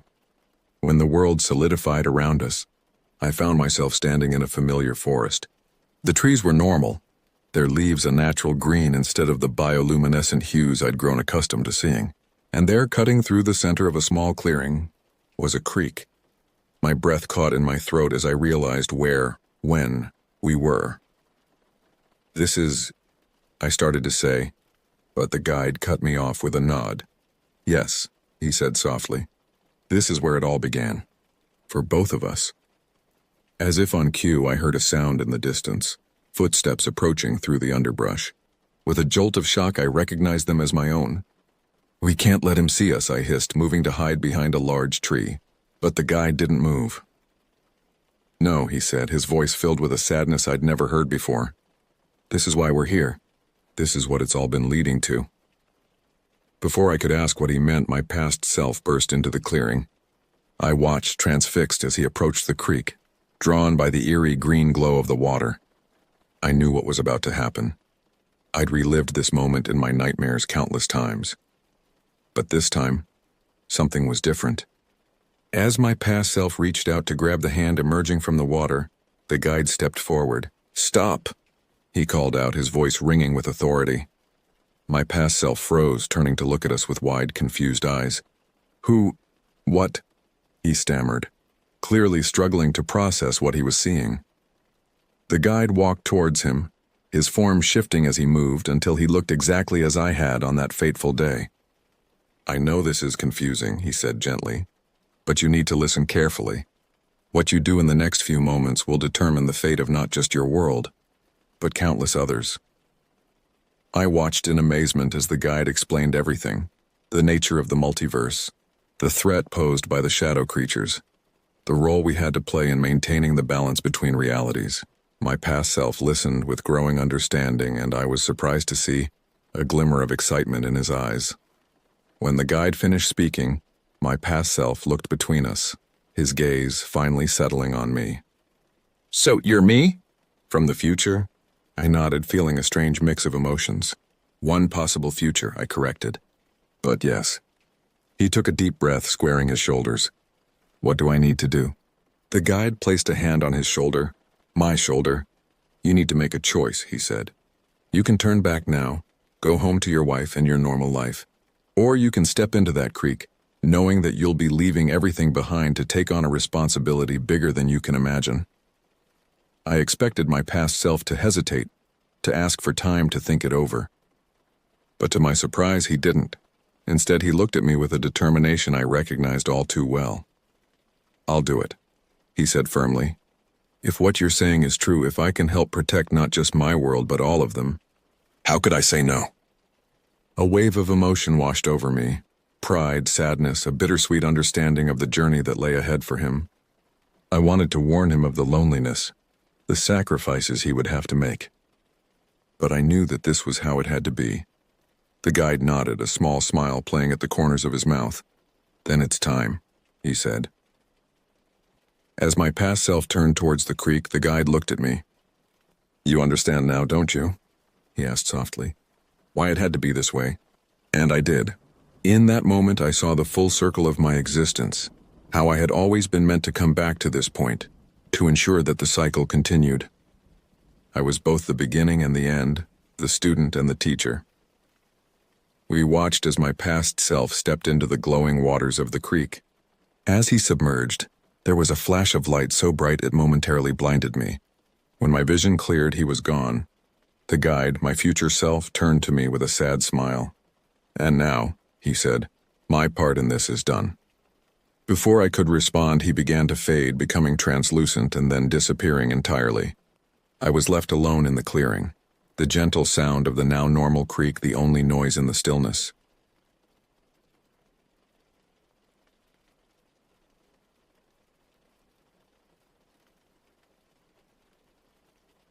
October 15th, 2022. The early autumn air carried the scent of decaying leaves and pine as I checked my backpack one final time in my driveway. At 32, I'd done plenty of day hikes, but this would be my first overnight backpacking trip. My hiking partner, Claire, whom I'd met through a local outdoor enthusiasts group, had significantly more experience. She'd suggested we tackle the Hammond Pass Trail, a challenging but beautiful route through the Cascade Mountains. The plan seemed straightforward. I'd park my Subaru at the northern trailhead, then ride with Claire in her converted Sprinter van to the southern entrance. We'd camp in her van that night, then complete the 15-mile trek back to my car the next day. The weather forecast promised clear skies and moderate temperatures, perfect hiking conditions. I double-checked my gear list. Sleeping bag rated for 20 degrees, water filter, first aid kit, emergency beacon, bear spray, headlamp, and enough freeze-dried meals to last 2 days. The weight of my pack felt reassuring against my shoulders as I loaded it into my car. I'd trained for this, done shorter practice hikes with a weighted pack, and studied the route extensively. The drive to the northern trailhead took about an hour, winding through increasingly remote mountain roads. Cell service disappeared about halfway there, but I'd memorized the directions. The gravel parking lot was nearly empty when I arrived. Just a couple of mud-splattered pickup trucks belonging to hunters, judging by the rifle racks visible through their windows. Claire pulled up in her white Sprinter van 15 minutes later, right on schedule. She emerged wearing her typical hiking attire, quick dry pants, a moisture-wicking long-sleeve shirt, and sturdy boots. Her red hair was pulled back in a practical braid, and she moved with the easy confidence of someone who spent more time on trails than in cities. "Ready for an adventure?" she called out, helping me transfer my gear to her van. The interior was a marvel of efficient design. A compact bed that converted to seating, storage compartments everywhere, and a tiny kitchen setup. It even had solar panels on the roof to power the mini fridge and lighting. We drove to the southern trailhead as the afternoon sun began its descent behind the mountains. The main parking lot here was larger, servicing several popular day hiking routes besides our intended trail. A few groups were returning from their day hikes, loading children and dogs into SUVs, their voices carrying across the lot in that peculiar way sound travels in the mountains. The temperature dropped noticeably as we began organizing our gear for the morning. Claire had a system for everything, laying out our equipment in neat rows on the van's floor. I admired her methodical approach. Each item had its place, each decision backed by experience. The familiar routine of checking supplies helped calm my pre-trip nerves. As twilight deepened into dusk, the day hikers thinned out. A few cars remained in the lot, their owners presumably camping at one of the designated sites near the trailhead. The surrounding forest pressed closer in the growing darkness, the trees becoming looming silhouettes against the deepening purple sky. I was checking the weather forecast one final time on my GPS device when I first noticed them. Two men, probably in their late 50s or early 60s, standing at opposite ends of the parking lot. They weren't dressed for hiking. One wore dark jeans and a heavy work jacket, the other khakis and a flannel shirt. Both had boots, but not hiking boots, the kind you'd wear for construction work. At first, I dismissed them as local residents perhaps checking on something, but their behavior quickly set off warning bells in my mind. They maintained their distance from each other, but seemed to be communicating through subtle gestures. More disturbing was their positioning. They had clear sight lines to our van from multiple angles. The sun had fully set now, and the temperature had dropped another 10 degrees. Claire was still focused on organizing our food supplies, measuring out portions for each meal with practiced efficiency. She hadn't noticed our observers, but I couldn't shake the growing sense of unease. Every time I glanced up from helping Claire, the men had shifted positions, always maintaining their strange formation, always oriented toward our van. They moved with an unsettling purposefulness, like pieces being positioned on a chessboard. The parking lot lights cast harsh shadows across their faces, making their expressions difficult to read. I wanted to say something to Claire, but feared speaking my concerns aloud would somehow make the threat more real. Instead, I found myself moving closer to the van's doors, keeping them within arm's reach. My hand kept brushing against the pocket knife clipped to my belt, a habit I'd developed during years of solo hiking. The silence was broken by one of the men's voices, carrying clearly across the parking lot. "Excuse me, ladies." His tone was friendly enough, but something about it raised the hair on the back of my neck.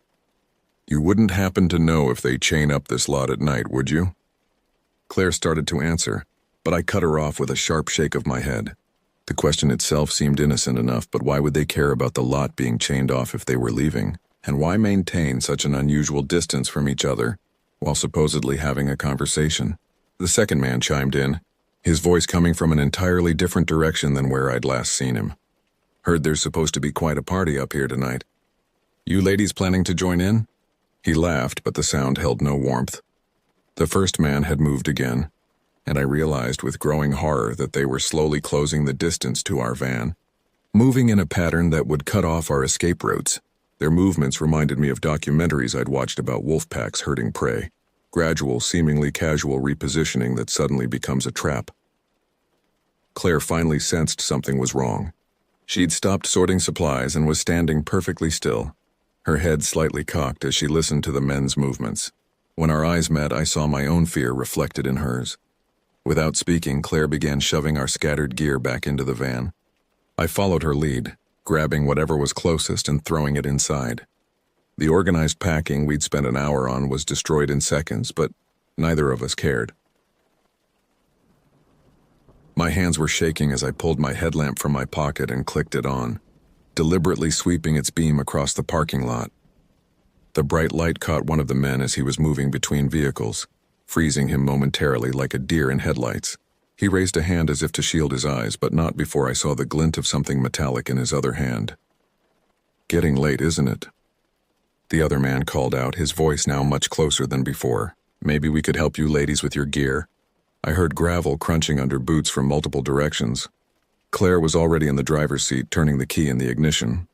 I practically dove through the side door, not even bothering to close it properly. The van's engine roared to life and Claire threw it into reverse. Tires spraying gravel as we backed out of our parking spot. The van's headlights swept across the parking lot as Claire spun the wheel, and in that brief illumination, I saw both men clearly for the first time. They were running now, all pretense of casualness abandoned. The one in the work jacket had something that looked like zip ties protruding from his pocket. Claire floored the accelerator, and we fishtailed slightly as we hit the main road. I finally managed to pull my door closed, heart pounding so hard I could feel it in my throat. We drove in complete silence for the first few miles, both of us straining to watch the rear-view mirrors. No headlights appeared behind us. After about 20 minutes of driving well above the speed limit, Claire finally spoke. "What the hell just happened?" Her voice was steady, but her knuckles were white on the steering wheel. We didn't stop driving until we reached the nearest town with cell service, pulling into a well-lit gas station parking lot. It was nearly midnight. We sat in silence for a long moment, processing what had just happened. What might have happened if we'd been less aware or reacted more slowly. I called the local sheriff's department to report the incident. The deputy who took my statement was professional, but not particularly surprised.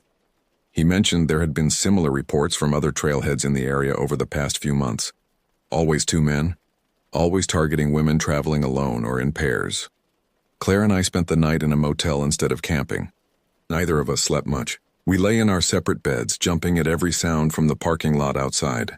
The next morning, we retrieved my car from the northern trailhead in broad daylight, accompanied by a deputy sheriff. That was 6 months ago. I still go hiking, still love the outdoors, but something fundamental has changed. I carry a more powerful flashlight now and a larger knife. I've taken self-defense classes and convinced several other female hiking friends to do the same. The incident taught me something about fear, not the quick, adrenaline-fueled fear of a sudden danger, but the deeper, more insidious fear that comes from knowing there are predators who view your very existence in the outdoors as an opportunity.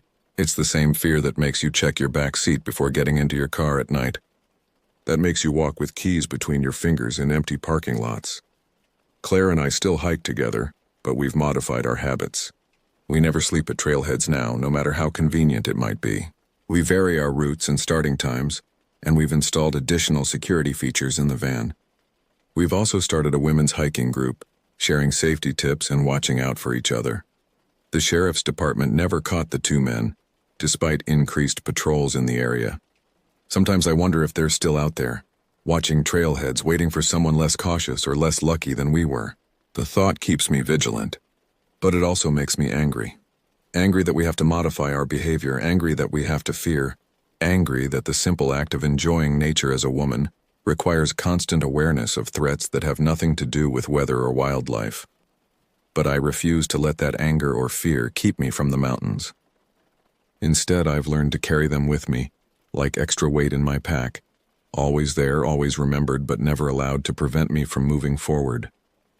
The trails still call to me, and I still answer. I'm just more careful now about who might be watching when I do.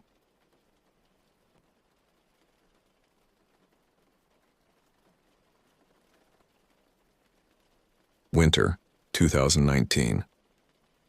I'd been driving delivery routes for nearly 7 years by then, covering the most remote territory out of our distribution center.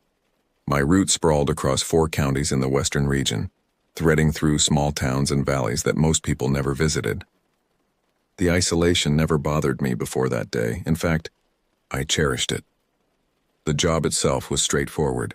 I worked 4 10-hour shifts, starting at 8 a.m. and typically finishing between 6 and 7 p.m. Unlike the city routes where drivers specialized in either morning deliveries or evening pickups, I handled everything. The rural nature of my territory meant I'd spend my days winding through narrow roads, delivering packages to homes tucked away in dense forests and collecting shipments from the handful of businesses scattered throughout the small towns. Riverbrook was the largest town on my route. Though large might be generous, it was a picturesque tourist trap with a population of just over 3,000, the kind of place where art galleries and antique shops lined the main street, and overpriced cafes served coffee to weekend visitors from the nearby college town. The town sat in a valley, with 4 main roads converging at its center like spokes on a wheel. The police station maintained a proud record board showing their near-zero crime rate, something the locals never tired of mentioning. I knew every inch of those roads, every pothole and blind turn. The familiarity bred comfort, and comfort bred routine. That routine would eventually betray me. It was mid-December, peak delivery season. Every driver I knew was drowning in packages, working well past dark to clear their vans. But that Friday was different. The load was unusually light, which should have been my first warning sign. I'd already hit my 40 hours for the week, making the remaining time sweet overtime pay. By 3:30 p.m., I'd finished my deliveries, remarkably early for the season. With over an hour until my scheduled pickups, I decided to treat myself to lunch at Angelo's, a pizza place on the main strip. The owner, Vincent, knew my order by heart, a personal margarita with extra basil. I took my prize to my usual spot, a quiet corner of the grocery store parking lot just outside town. The snow had started falling in lazy flakes, coating the world in silence. I remember checking my phone, 3:47 p.m. The heat from the pizza fogged my windshield, creating a cocoon of warmth that wrapped around me like a blanket. The last thing I remember was thinking how peaceful everything felt. When I opened my eyes, something was wrong. The quality of light had changed, transformed from the bright afternoon into something murky and diffuse. The snow had intensified, creating a gauzy curtain that made the familiar landscape look alien. My phone read 4:55 p.m., and panic shot through me as I realized I'd slept for over an hour. The parking lot was empty. Not just sparse, completely deserted. The grocery store's lights were on, but I couldn't see any movement inside. The steady stream of traffic that usually flowed along the state road had vanished. Even the air felt different, charged with an electricity that made my skin prickle. I started the van, its engine sound unnaturally loud in the stillness. The first pickup was at Sweet Dreams Confectionery, a fudge shop owned by Barbara Wilson, who'd run the place for 30 years. As I pulled onto Main Street, I noticed multiple police cruisers blocking the road ahead, their lights creating strobing patterns in the thickening snow. The bell above Sweet Dreams' door chimed with its usual cheerfulness, but the atmosphere inside was anything but cheerful. Barbara and her 2 employees stood huddled behind the counter, their faces drained of color. The usual sweet smell of chocolate and caramel had turned sickly in the tension-filled air. "What are you doing here?" Barbara's voice cracked. "Don't you know what's happening?" I assumed there had been a pickup cancellation that hadn't reached my device yet. "Sorry, did you cancel today's pickup?" The look she gave me, part pity, part fear, made my stomach turn. She glanced nervously at the window before speaking in a hushed voice. "Someone called Harvest Table Restaurant. Said he planted bombs inside and he's watching with a rifle from somewhere nearby. Police can't figure out where he is, if he's even really out there. They've got snipers on the rooftops looking for him."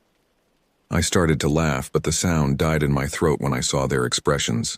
Barbara went on to explain. Apparently a waitress at Harvest Table had been having an affair with her manager. Her boyfriend found out and snapped. The call had come from an international number, making it impossible to trace. As she spoke, the door chimed again. A family of 4 wandered in, cameras hanging around their necks, obvious tourists. Barbara's reaction was immediate and fierce. We're closed. "You need to leave right now." The mother started to protest, but Barbara cut her off. "Get back to your car and get out of town, now." The packages Barbara thrust into my arms felt like lead as I carried them back to my van. I took Cedar Street to avoid the police blockade, my hands trembling on the steering wheel. The next pickup was at Mountain Crafts, directly across from the police station. I figured that would be safer, if anywhere could be considered safe. The note taped to Mountain Crafts' door was simple, but chilling. "Get out of town." The letters were hurriedly scrawled, the paper wrinkled as if it had been crumpled and smoothed out again. I called my manager, hoping for guidance or at least permission to abandon the remaining pickups. His response was infuriatingly casual. "Small-town drama," he chuckled. "Just make sure you scan everything properly or dispatch will be on my ass about incomplete routes." The snow was falling harder now, reducing visibility to a few dozen feet. The police lights created a disorienting strobe effect through the whiteness, and somewhere in the distance I heard what might have been a helicopter. The streets were completely empty except for emergency vehicles. Even the usual holiday shoppers had vanished. I made the decision then. Protocol be damned, I was leaving. As I drove past the town limits, my speedometer crept well above the legal limit, but I couldn't bring myself to care. The radio was silent, not even static, just dead air. I kept checking my rearview mirror, convinced I'd see something following me through the swirling snow. The next day's newspaper painted a different picture. According to official reports, no explosives were found in Harvest Table or anywhere else in town. The sniper threat was deemed a hoax, though the caller was never identified or located. The international number had been spoofed through a complex relay system that made tracing it impossible. But something about the official story didn't sit right with me. The fear I'd seen in Barbara's eyes was too real, too raw to be explained away by a simple hoax. The empty streets, the absolute silence, the way the snow seemed to muffle everything. It all felt wrong in a way I still can't properly explain. 6 months have passed since that day. I still drive the same route, still make deliveries to the same towns. But things are different now. I never take breaks in that parking lot anymore. I don't stop for pizza at Angelo's. When I do my pickups in Riverbrook, I work with mechanical efficiency, getting in and out as quickly as possible. The town appears normal again. Tourists still crowd the sidewalks on weekends and the shops do steady business. Barbara still runs Sweet Dreams, though I notice she keeps the blinds drawn now, even on sunny days. The police board still shows their near-perfect crime rate. But sometimes when the snow starts to fall and the light takes on that peculiar winter quality, I remember how quickly normality can dissolve.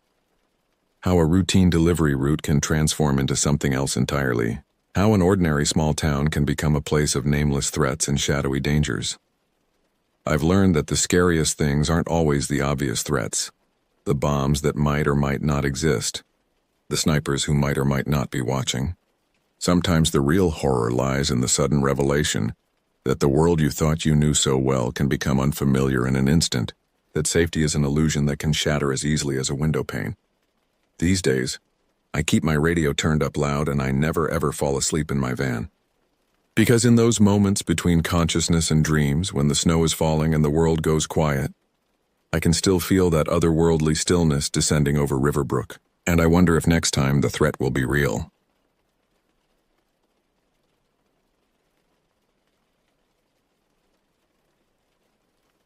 The crisp autumn air nipped at my face as I stepped out of my car, stretching my legs after the long drive from Atlanta. It was October 12, 2022, and I had just arrived at the quaint cabin nestled in the heart of the North Georgia mountains. This yearly pilgrimage had become a cherished tradition for me and my childhood friend Logan. Logan's grandparents, the Hendersons, had owned this rustic retreat for decades. Every fall, they graciously opened their doors to us, offering a respite from the chaos of city life. As I breathed in the pine-scented air, a sense of calm washed over me. Little did I know that this tranquility was about to be shattered in the most horrifying way imaginable. I grabbed my duffel bag from the trunk and made my way up the creaking wooden steps to the cabin's porch. Before I could knock, the door swung open, revealing Logan's beaming face. "Charlie, you made it!" he exclaimed, pulling me into a bear hug. Grandpa and I were starting to worry you'd gotten lost in these backwoods. I chuckled, returning the embrace. "You know me better than that, Logan. I wouldn't miss this for the world." As we stepped inside, the warm glow of the fireplace enveloped us. Logan's grandfather, Walter, rose from his well-worn armchair, his weathered face crinkling into a smile. "Welcome back, son," he said, his voice as gravelly as the mountain roads we'd traversed to get here. "How was the drive?" "Uneventful, thankfully," I replied, setting my bag down. "Though I swear these mountains get steeper every year." Walter laughed, a deep, rumbling sound that seemed to shake the very foundations of the cabin. "That's just your city legs talking. A few days up here and you'll be scaling those peaks like a mountain goat." As we settled in, catching up over steaming mugs of Walter's infamous black coffee, I couldn't shake the feeling that something was off. Maybe it was the way the shadows seemed to dance a little too eagerly in the corners of the room, or how the wind outside had taken on an almost mournful quality. I brushed it off as nothing more than the product of an overactive imagination, fueled by too many late-night horror movies. If only I had known then how prophetic those uneasy feelings would prove to be. The next day dawned bright and clear, the kind of crisp autumn morning that seems to vibrate with possibility. After a hearty breakfast of Walter's famous flapjacks, Logan and I decided to explore some of the nearby trails. We'd been coming to these mountains for years, but there was always some new nook or cranny to discover. As we laced up our hiking boots on the porch, Walter emerged from the cabin, a concerned look etched across his face. "You boys be careful out there," he said, his voice low and serious. "There's been talk in town about some strange goings-on in these woods lately." Logan and I exchanged glances. "What kind of strange goings-on, Grandpa?" Logan asked, a hint of excitement creeping into his voice. Walter shook his head, his eyes distant. "Just odd sightings. Folks hearing things they can't explain. Probably nothing to worry about, but keep your wits about you, all right?" We nodded, promising to stay alert. But as we set off down the leaf-strewn path, I could feel a prickle of unease crawling up my spine. The forest, which had always seemed so welcoming before, now felt watchful, as if 1,000 unseen eyes were tracking our every move. For the first hour or so, we hiked in companionable silence, drinking in the beauty of the changing leaves and the crisp mountain air. But as we ventured deeper into the woods, the atmosphere began to shift. The cheerful chirping of birds gave way to an eerie stillness, broken only by the crunch of leaves beneath our feet and the occasional, distant snap of a twig. "Hey, Logan," I said, my voice sounding unnaturally loud in the quiet forest. "Does something feel off to you?" Logan paused, cocking his head to one side. "Now that you mention it, yeah. It's too quiet." "Where are all the animals?" As if in answer to his question, a blood-curdling howl echoed through the trees, causing both of us to jump. It was unlike anything I'd ever heard before, not quite wolf, not quite human, but something terrifyingly in between. "What the hell was that?" I whispered, my heart pounding so hard I was sure Logan could hear it. "I don't know," Logan replied, his face pale. "But I think we should head back, now." We turned to retrace our steps, but in our panic nothing looked familiar. The trees, which had seemed so picturesque earlier, now loomed menacingly, their branches reaching out like gnarled fingers, ready to snatch us up. As we stumbled through the underbrush, the howl came again, closer this time. And then another, from a different direction, and another. We were surrounded. "Run!" Logan yelled, and we took off, crashing through the forest with reckless abandon. Branches whipped at our faces. Roots threatened to trip us at every step, but we didn't dare slow down. The howls were getting closer, accompanied now by the sound of something large crashing through the undergrowth behind us. Just when I thought my lungs would burst, we burst out of the tree line and onto the gravel road that led back to the cabin. Without a word, we sprinted down the road, not daring to look back until we were within sight of the cabin's weathered porch. As we stumbled up the steps, gasping for air, Walter burst out of the door, shotgun in hand. "What happened?" he demanded, his eyes scanning the tree line. "You boys look like you've seen a ghost." Between gulps of air, we managed to recount our terrifying experience. Walter's face grew grimmer with each word. "I was afraid of this," he muttered, more to himself than to us. "It's starting again." "What's starting again?" Logan asked, his voice trembling. "Grandpa, what's going on?" Walter sighed heavily, his shoulders sagging as if under an immense weight. "Come inside, boys. There's something I need to tell you, something I should have told you years ago." The cabin seemed to groan under the weight of Walter's words as we settled into the living room. The cheerful crackling of the fire did little to dispel the chill that had settled over us. Walter lowered himself into his armchair, his eyes fixed on some distant point beyond the cabin walls. "What I'm about to tell you," he began, his voice barely above a whisper, "is a story that's been passed down through generations in these mountains. A story of greed, betrayal, and a darkness that refuses to stay buried." Logan and I leaned forward, hanging on every word. The howls from the forest still echoed in my ears, a chilling counterpoint to Walter's tale. "Back in the 1800s, Walter continued, this land was home to a small mining community. Gold had been discovered in these hills, and folks came from all over, hoping to strike it rich. But the mountains, they don't give up their treasures easily." He paused, taking a long sip from a glass of whiskey I hadn't even noticed him pour.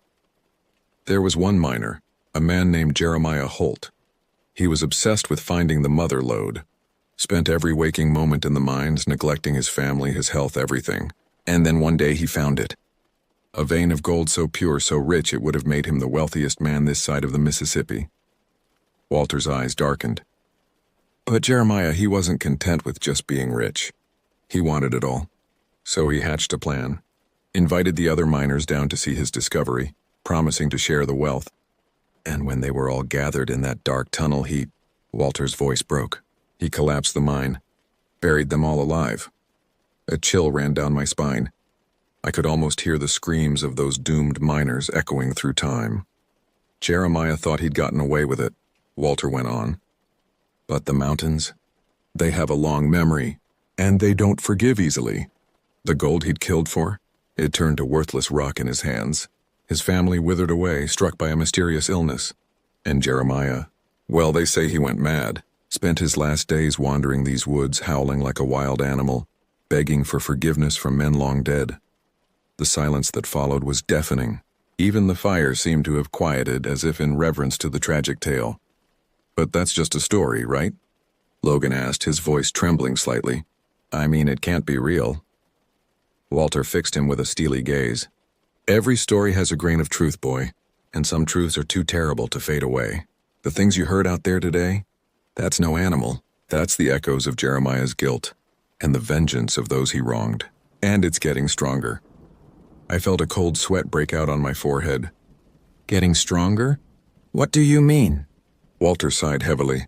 Every few generations, the activity in these woods intensifies. Sightings increase, people go missing. And now, well, I fear we're on the cusp of another cycle. But why now? I pressed, trying to make sense of it all. What's different about this time? Walter's eyes met mine, and I saw a flicker of fear in them that made my blood run cold. Because, he said softly, they're not just echoes anymore.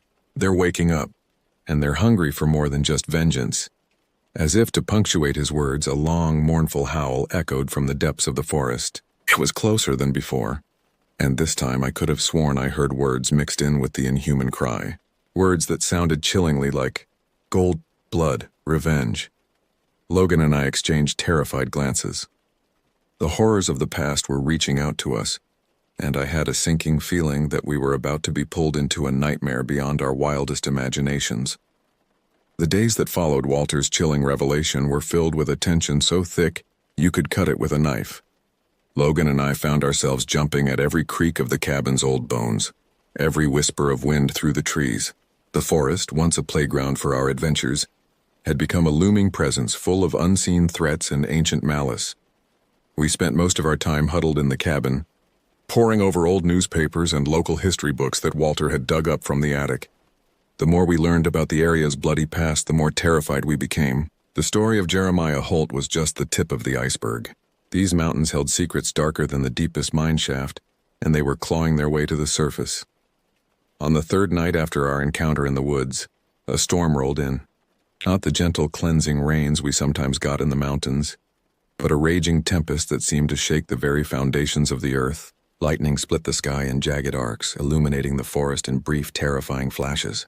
In those moments of stark clarity, I could have sworn I saw figures moving among the trees, twisted, inhuman shapes that disappeared as quickly as they came. As we huddled around the fireplace, the power flickering ominously, Walter's face was grim. It's starting, he muttered, more to himself than to us. The veil is thinning. What veil? Logan asked, his voice barely audible over the howling wind outside. Walter turned to us, his eyes reflecting the dancing firelight in a way that made them look almost otherworldly. The veil between our world and theirs, between the living and the dead. And when it breaks, he trailed off, leaving the horrifying implications hanging in the air. A particularly violent gust of wind slammed against the cabin, causing the windows to rattle in their frames. And then, cutting through the storm's fury, we heard it, a sound that made my blood turn to ice in my veins. Knocking. Someone or something was knocking on the cabin door. We froze, hardly daring to breathe. The knocking came again, more insistent this time. And then a voice, a horrible, rasping voice that sounded like it was coming from a throat full of grave dirt. "Let us in," it croaked. "We're so cold, so hungry." Walter was on his feet in an instant, shotgun in hand. "Stay back," he hissed at us. "Whatever you do, don't open that door."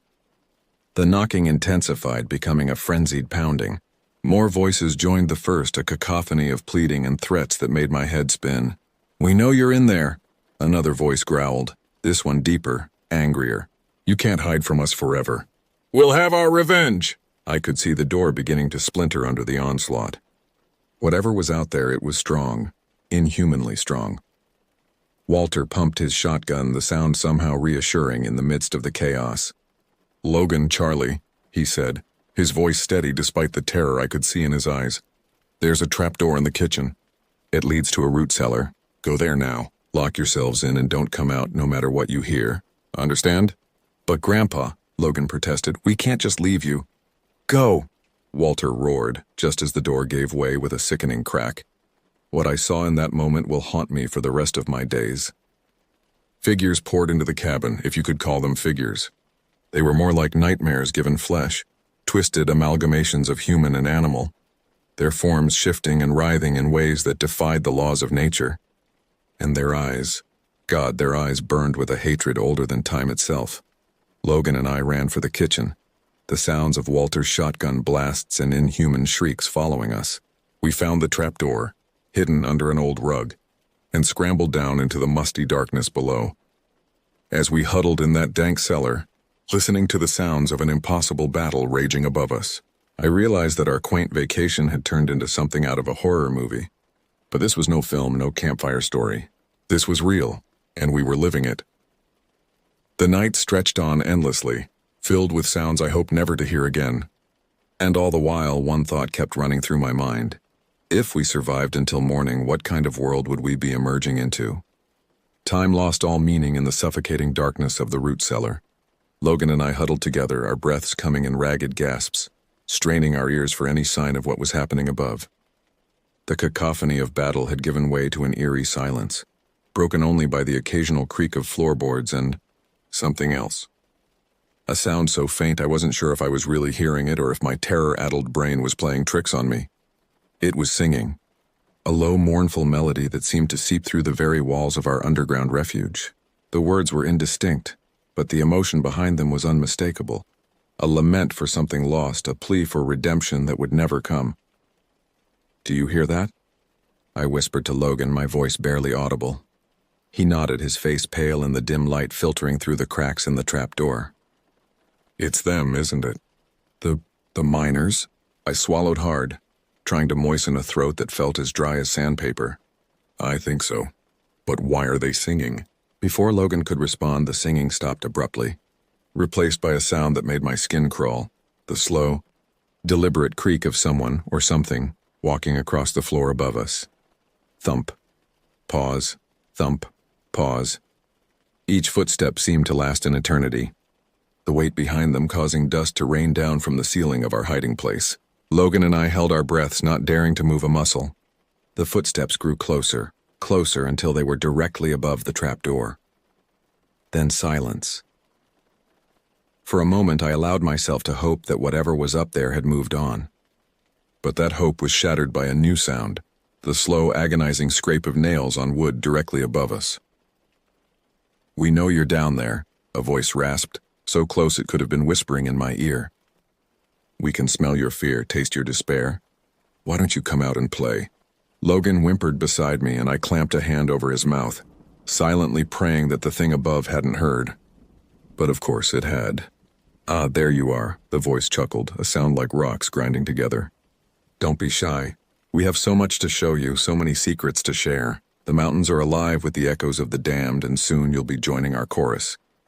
The scratching intensified, and to my horror, I saw the trapdoor begin to splinter. Whatever was up there was trying to claw its way in, and judging by the way the wood was giving way, it wouldn't take long. "Logan," I whispered, my voice shaking, "we need to find another way out, now." We scrambled to our feet, desperately feeling along the earthen walls of the cellar for any sign of an escape route. Our hands brushed against roots, rocks, and things I didn't want to identify, but nothing that could save us from the horror trying to break through from above. Just as I was about to give up hope, my fingers found a gap in the wall hidden behind an old shelf. "Logan, here," I hissed, pulling him towards the opening. It was tight, barely big enough for us to squeeze through, but it was our only chance. I pushed Logan in first, wincing as I heard the fabric of his shirt tear on the rough stone. As I prepared to follow him, a deafening crack split the air. The trapdoor gave way and something fell into the cellar with a sickening thud. I didn't look back. I couldn't. Every instinct in my body screamed at me to run, to escape. I forced myself through the opening, feeling my skin scrape and tear on the unforgiving stone. Behind me, I heard a roar of frustration and the scrabbling of claws on earth. The passageway was pitch black and smelled of damp earth and decay. I crawled forward blindly, one hand reaching out to feel for Logan, the other pulling myself along. The sounds of pursuit faded behind us, but I didn't slow down. I couldn't shake the feeling that if I paused for even a moment, cold hands would close around my ankles and drag me back into that nightmare. After what felt like hours but was probably only minutes, I felt the passageway begin to slope upwards. A faint glimmer of light appeared ahead, growing stronger as we approached. With a final desperate burst of energy, Logan and I tumbled out of the tunnel and into the pre-dawn forest. We lay there for a moment, gasping for air, our bodies trembling with exhaustion and residual terror. As the adrenaline began to fade, the full weight of what had happened crashed down on me. Walter, oh God, Walter. We have to go back, I panted, struggling to my feet. Your grandpa. Logan grabbed my arm, his face a mask of anguish and fear. Charlie, we can't. You heard what was in there. If we go back, and he trailed off, unable to finish the thought. I wanted to argue, to insist that we couldn't abandon Walter. But deep down I knew Logan was right. Whatever had been in that cabin, whatever horrors had been unleashed, we were hopelessly outmatched. As if to underscore that point, a bone-chilling howl echoed through the trees, followed by another and another. The forest around us seemed to come alive with unseen terrors, and I knew with sickening certainty that they were hunting us. We need to get to town, I said, trying to orient myself in the unfamiliar terrain. Find help, call the police, something. Logan nodded, his eyes wild with fear. The road should be that way, he said, pointing. If we can make it there, maybe we can flag down a car. It was a desperate plan, but it was all we had. As the first rays of sunlight began to pierce the gloom, we set off through the forest, the sounds of our pursuers never far behind. The horrors of the night were far from over, and I had a sinking feeling that our ordeal was only just beginning. The forest was a maze of shadows and whispers as Logan and I stumbled through the underbrush, our hearts pounding in our chests like trapped birds. Every snapping twig, every rustle of leaves sent a fresh jolt of terror through me. The horrors we had witnessed in the cabin felt like a nightmare, but the persistent howls echoing through the trees were a chilling reminder that we were still very much in danger. As we pushed on, I couldn't shake the image of Walter, standing alone against the tide of nightmares that had broken through the cabin door. Had he survived? Was he even now fighting for his life, or worse, had he joined the ranks of the damned? The guilt gnawed at me, threatening to overwhelm the survival instinct that kept us moving. Logan, I panted as we paused to catch our breath. I'm so sorry about your grandpa. We shouldn't have left him. Logan's face was a mask of anguish and determination. We didn't have a choice, Charlie. You know that, Grandpa. He knew what he was doing. He saved us. Before I could respond, a blood-curdling shriek split the air, closer than any we'd heard before. We exchanged a terrified glance and took off running again, branches whipping at our faces, roots threatening to trip us at every step. Just when I thought my lungs would burst, the trees began to thin. Ahead I could see the glint of moonlight on asphalt. The road, we'd made it, but our relief was short-lived. As we burst out of the tree line, I saw something that made my blood run cold. The road was empty, stretching out in both directions like a black river. But it wasn't the lack of traffic that filled me with dread. It was what lined the roadside. Figures. Dozens of them. Some standing motionless, others swaying slightly as if in a breeze I couldn't feel. They were humanoid, but wrong. Limbs too long, joints bent at impossible angles. And their faces. God, their faces. Where eyes should have been, there were only empty, weeping sockets. Their mouths gaped open in silent screams, revealing rows of jagged, metallic teeth. Charlie, Logan whimpered beside me. What are they? I shook my head, unable to form words. As we stood there, frozen in horror, one of the figures slowly turned its head towards us. Then another, and another. Soon, every eyeless face was pointed in our direction. For a moment that seemed to stretch into eternity, nothing moved. Then as one, the figures began to shuffle towards us, arms outstretched, those terrible mouths opening wider. Run! I screamed, grabbing Logan's arm and pulling him down the road. We sprinted like we'd never run before, the sound of dragging footsteps and rattling breaths growing louder behind us. As we ran, the world around us began to shift. The trees lining the road twisted and writhed, their branches reaching out like grasping hands. The asphalt beneath our feet softened, threatening to pull us down with each step. And the sky turned a sickly green, roiling with clouds that looked disturbingly like faces in agony. "What's happening?" Logan gasped as we ran. "This isn't real. It can't be real." But it was real. All too terrifyingly real. The laws of nature, of reality itself, seemed to be breaking down around us. I realized with a jolt of horror that this must be what Walter meant about the veil thinning. The barrier between our world and whatever nightmare realm these things came from was collapsing. Just when I thought we couldn't run any further, lights appeared in the distance. Buildings. The town. We'd made it. But as we drew closer, my hope turned to ashes. The town was there, but it was wrong. The buildings were twisted, their architecture impossible and nauseating to look at. Streets ended abruptly in yawning chasms or doubled back on themselves in ways that defied geometry. And the people? There were people on the streets going about their business as if everything was normal. But they were like flickering images, sometimes appearing solid and real, other times transparent and ghostly. Some of them turned to look at us as we approached, and their eyes were as empty and weeping as the things chasing us. "Logan," I said, my voice shaking, "I don't think we're in our world anymore." As if in response to my words, a great booming laugh echoed through the twisted town. It was a sound of pure malevolence, of ancient evil finally freed from its bonds, and with it came a voice that seemed to come from everywhere and nowhere at once. "Welcome, boys," it rumbled, shaking the very ground beneath our feet. "Welcome to the true face of these mountains. You wanted adventure? You wanted to uncover secrets? Well, here they are in all their glory, the sins of the past made flesh, the echoes of the damned given form, and now you're a part of it all. Forever." As the voice faded, the things chasing us caught up, surrounding us in a circle of nightmarish forms. The twisted townspeople drew closer, their faces morphing into expressions of hunger and madness. Logan and I stood back to back, the last islands of sanity in a sea of horror. As the circle closed in, I realized that our ordeal wasn't ending. It was only just beginning, and in this warped version of reality, there might be no escape. The true terrors of the North Georgia mountains had been unleashed, and we were trapped in the heart of the nightmare. Time lost all meaning in the twisted hellscape that had once been a quaint mountain town. Logan and I huddled together in the shadow of a building that seemed to breathe, its walls pulsing with an unsettling rhythm. Around us, the abominations that had chased us from the forest milled about, their eyeless faces turning towards us occasionally, as if savoring our fear. The townspeople, or what was left of them, went about their bizarre routines. I watched in horrified fascination as a woman with too many arms swept the sidewalk with a broom made of bones. A child, his head twisted 180 degrees, bounced a ball that screamed with each impact on the ground. It was a parody of normal life, filtered through the lens of a madman's fever dream. "What do we do now?" Logan whispered, his voice cracking with exhaustion and terror. I shook my head, trying to clear the fog of unreality that threatened to overwhelm me.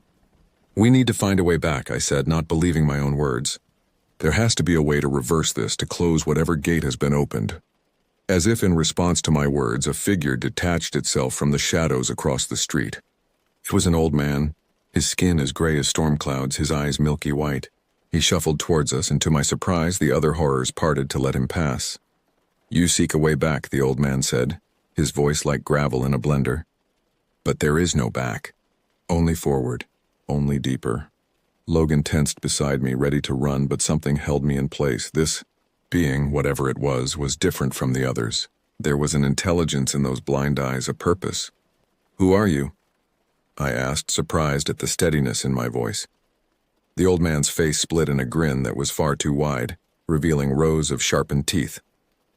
"I have been many things, worn many faces, but you may call me the Keeper. I tend to the bonds between worlds, to the ancient pacts made in blood and gold." "The miners," Logan breathed. "Jeremiah Holt, you're connected to them, aren't you?" The Keeper's grin widened impossibly further. "Smart boy.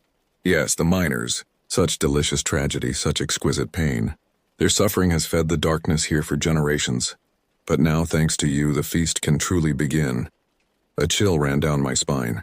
What do you mean, thanks to us? We didn't do anything. The keeper laughed, a sound like breaking glass.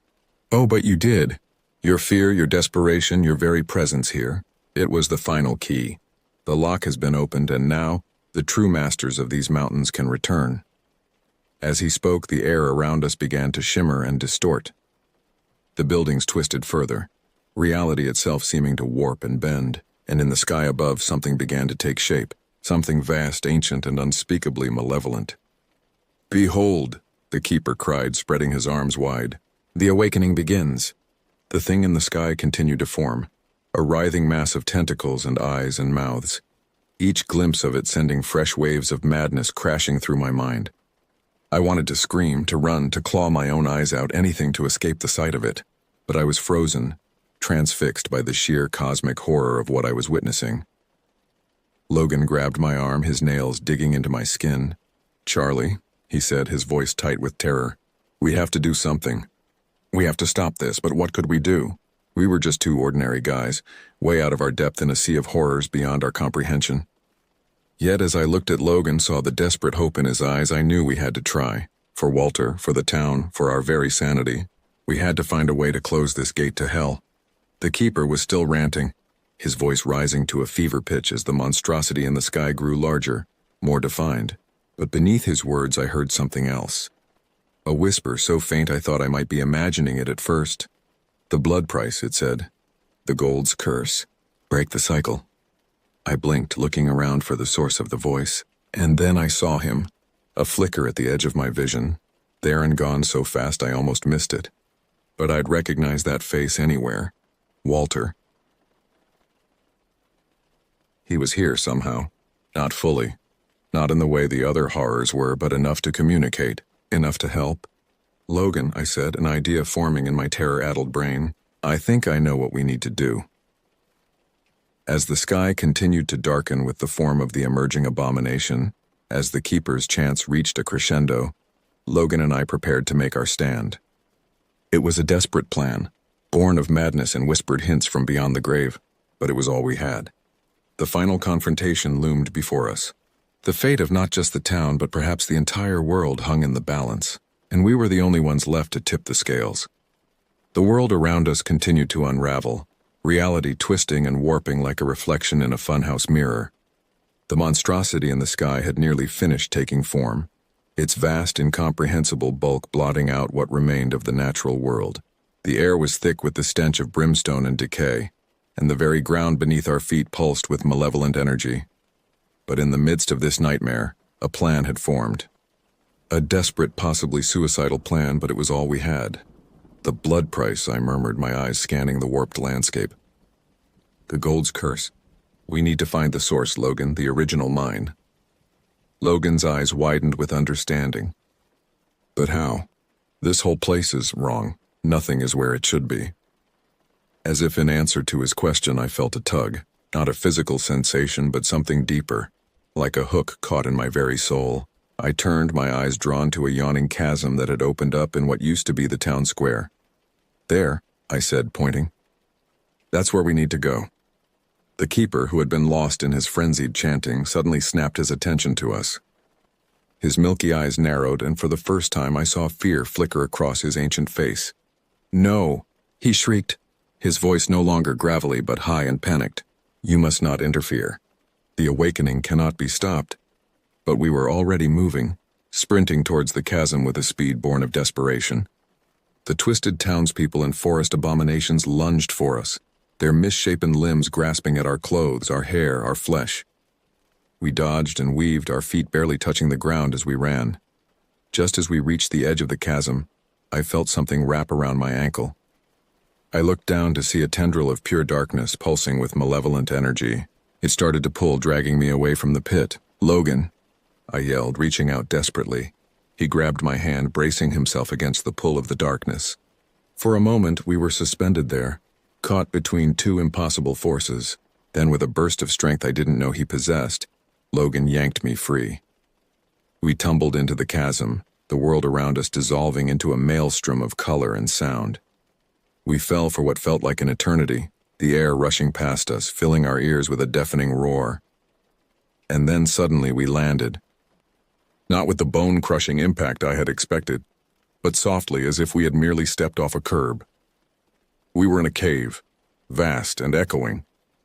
The walls glittered with veins of gold, pulsing with an inner light that seemed to whisper of greed and betrayal. And there, in the center of the cavern, stood a figure I recognized from Walter's tale, Jeremiah Holt. He was both more and less than human, his form shifting and wavering like smoke. His eyes burned with an unholy fire, and when he spoke, his voice resonated with the anguished cries of 1,000 tortured souls. "You dare to enter my domain?" he boomed, the cave shaking with his words. "You dare to challenge the pact I made?" I stepped forward, my heart pounding but my voice steady. "We're here to end this, Jeremiah. To break the curse and free these mountains from your evil." Jeremiah laughed, a sound that sent shivers down my spine. "And how do you propose to do that, little mortal?" "The price has been paid in blood and gold. The bargain is binding." "Then we'll make a new bargain," Logan said, moving to stand beside me. "A trade. Our lives for the freedom of this place." I looked at him, startled. This wasn't part of the plan we had hastily whispered about in the chaos above, but as our eyes met, I understood. It was the only way. Jeremiah's form solidified slightly, interest gleaming in his fiery eyes. "Two willing sacrifices. How intriguing. But what makes you think your paltry lives are worth more than the power I've amassed?" "Because we choose this," I said, the words coming from someplace deep inside me. "We offer ourselves freely to right the wrongs of the past. That's a power your stolen lives and cursed gold can never match."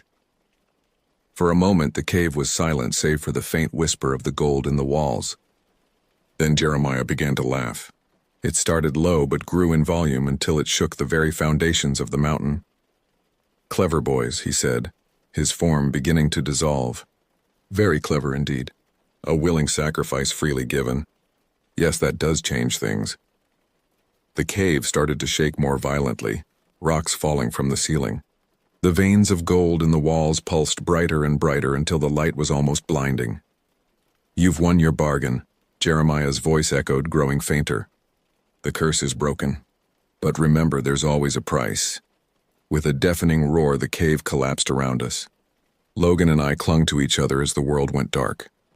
When I opened my eyes again, I was lying on the forest floor, the early morning sun filtering through the trees above. Logan was beside me, stirring groggily. Did we do it?" he mumbled, sitting up. I looked around. The forest seemed normal. No twisted creatures, no impossible geometries. In the distance, I could hear the faint sounds of the town waking up. "I think we did," I said, hardly daring to believe it. We made our way back to the cabin, our bodies aching but our spirits lighter than they had been in what felt like years. As we approached, I saw a figure on the porch.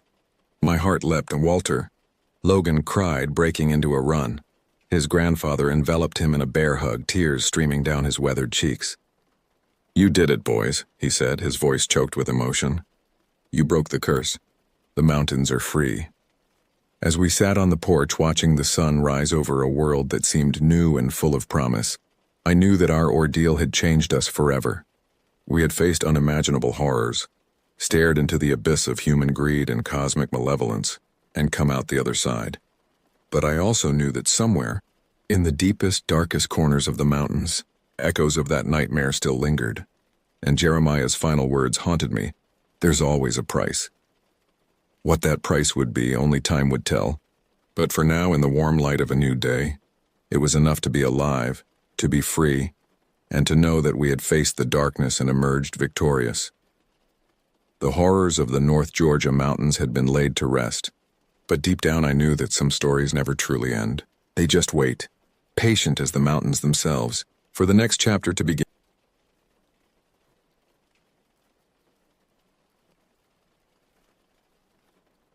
The isolation of Willow Creek never bothered me until that autumn night in 2019.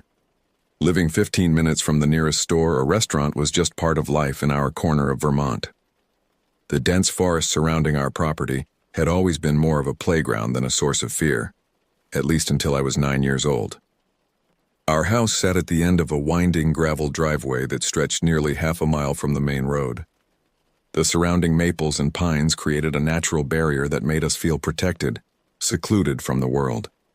My best friend Catherine and I loved that seclusion, spending countless hours building forts in the woods and creating elaborate adventures among the trees. That October evening started like any other. Catherine had come over after school and we'd spent the afternoon playing with my collection of horror-themed action figures, an interest that would soon feel far less entertaining. The sun had already set by 6:30 p.m., leaving us in that peculiar rural darkness where the stars seem to press down on you with an almost physical weight. We were waiting in the driveway for my father to finish a work call so he could drive Catherine home. The crisp autumn air carried the sweet decay of fallen leaves, and our breath formed ghost-like clouds in the beam of the porch light. We were trading theories about the upcoming school Halloween carnival, our voices echoing slightly in the stillness. The initial rustling was so faint that we almost missed it. A gentle disturbance in the rhododendron bushes that lined our driveway, perhaps 10 feet from where we stood. I remember freezing mid-sentence, my eyes straining to penetrate the darkness beyond the porch light's reach. "Probably just a deer," Catherine whispered, but her voice had lost its previous enthusiasm. We both knew that deer rarely ventured this close to the house, especially with us talking and moving around. Still, the alternative explanations were too uncomfortable to voice. The rustling grew more deliberate, accompanied by the snap of small branches. Whatever was in those bushes was large enough to break twigs, and it wasn't moving away from us. Instead, the sounds were getting closer, working their way along the line of shrubs toward our position. I grabbed Catherine's hand, our fingers interlocking in a desperate grip. We should have run inside immediately, but fear had rooted us to the spot. The porch light created a deceptive pool of safety, and stepping out of it seemed somehow more frightening than standing our ground. The memory of what happened next has haunted my dreams for years. A voice emerged from the darkness, deep and gravelly, with a wet quality that made my skin crawl. "Hey," it said, the single word drawn out into something almost unrecognizable. The spell of paralysis broke. Catherine and I bolted toward the front door, our sneakers scrabbling against the gravel. I fumbled with the handle, my trembling hands making the simple task of opening the door seem impossible. Behind us, something large was thrashing its way free of the bushes. We practically fell into the house, slamming the door behind us with enough force to rattle the windows. My father emerged from his home office, wireless headset still attached to his ear, alarm evident on his face. "There's someone in the bushes." I managed to gasp out, clinging to Catherine as we backed away from the door's window. "They spoke to us." My father's transformation from work-at-home dad to protective parent was instant. He switched on every exterior light we had, flooding the front yard with harsh illumination. The bushes were still moving, and now we could see a dark shape hunched within them. "Stay here," he commanded, grabbing the heavy flashlight we kept by the door. I watched through the window as he stepped outside, the beam of his light cutting through the darkness like a sword. My heart was pounding so hard I could feel it in my throat. Catherine and I huddled together on the stairs, watching as my father circled the bushes. The shape within them was becoming clearer, resolving itself into something both more and less terrifying than our imaginations had conjured. A man emerged from the rhododendrons, stumbling and disoriented. His clothes were torn and dirty, leaves and twigs caught in his hair and beard. The smell of alcohol reached us even through the closed door carried on the night air. I heard voices, the man slurred, swaying on his feet. Thought maybe someone could help me find my way back to the road. His eyes were unfocused, darting between my father and the house behind him. My father kept his distance. The flashlight beam trained steadily on the stranger's face.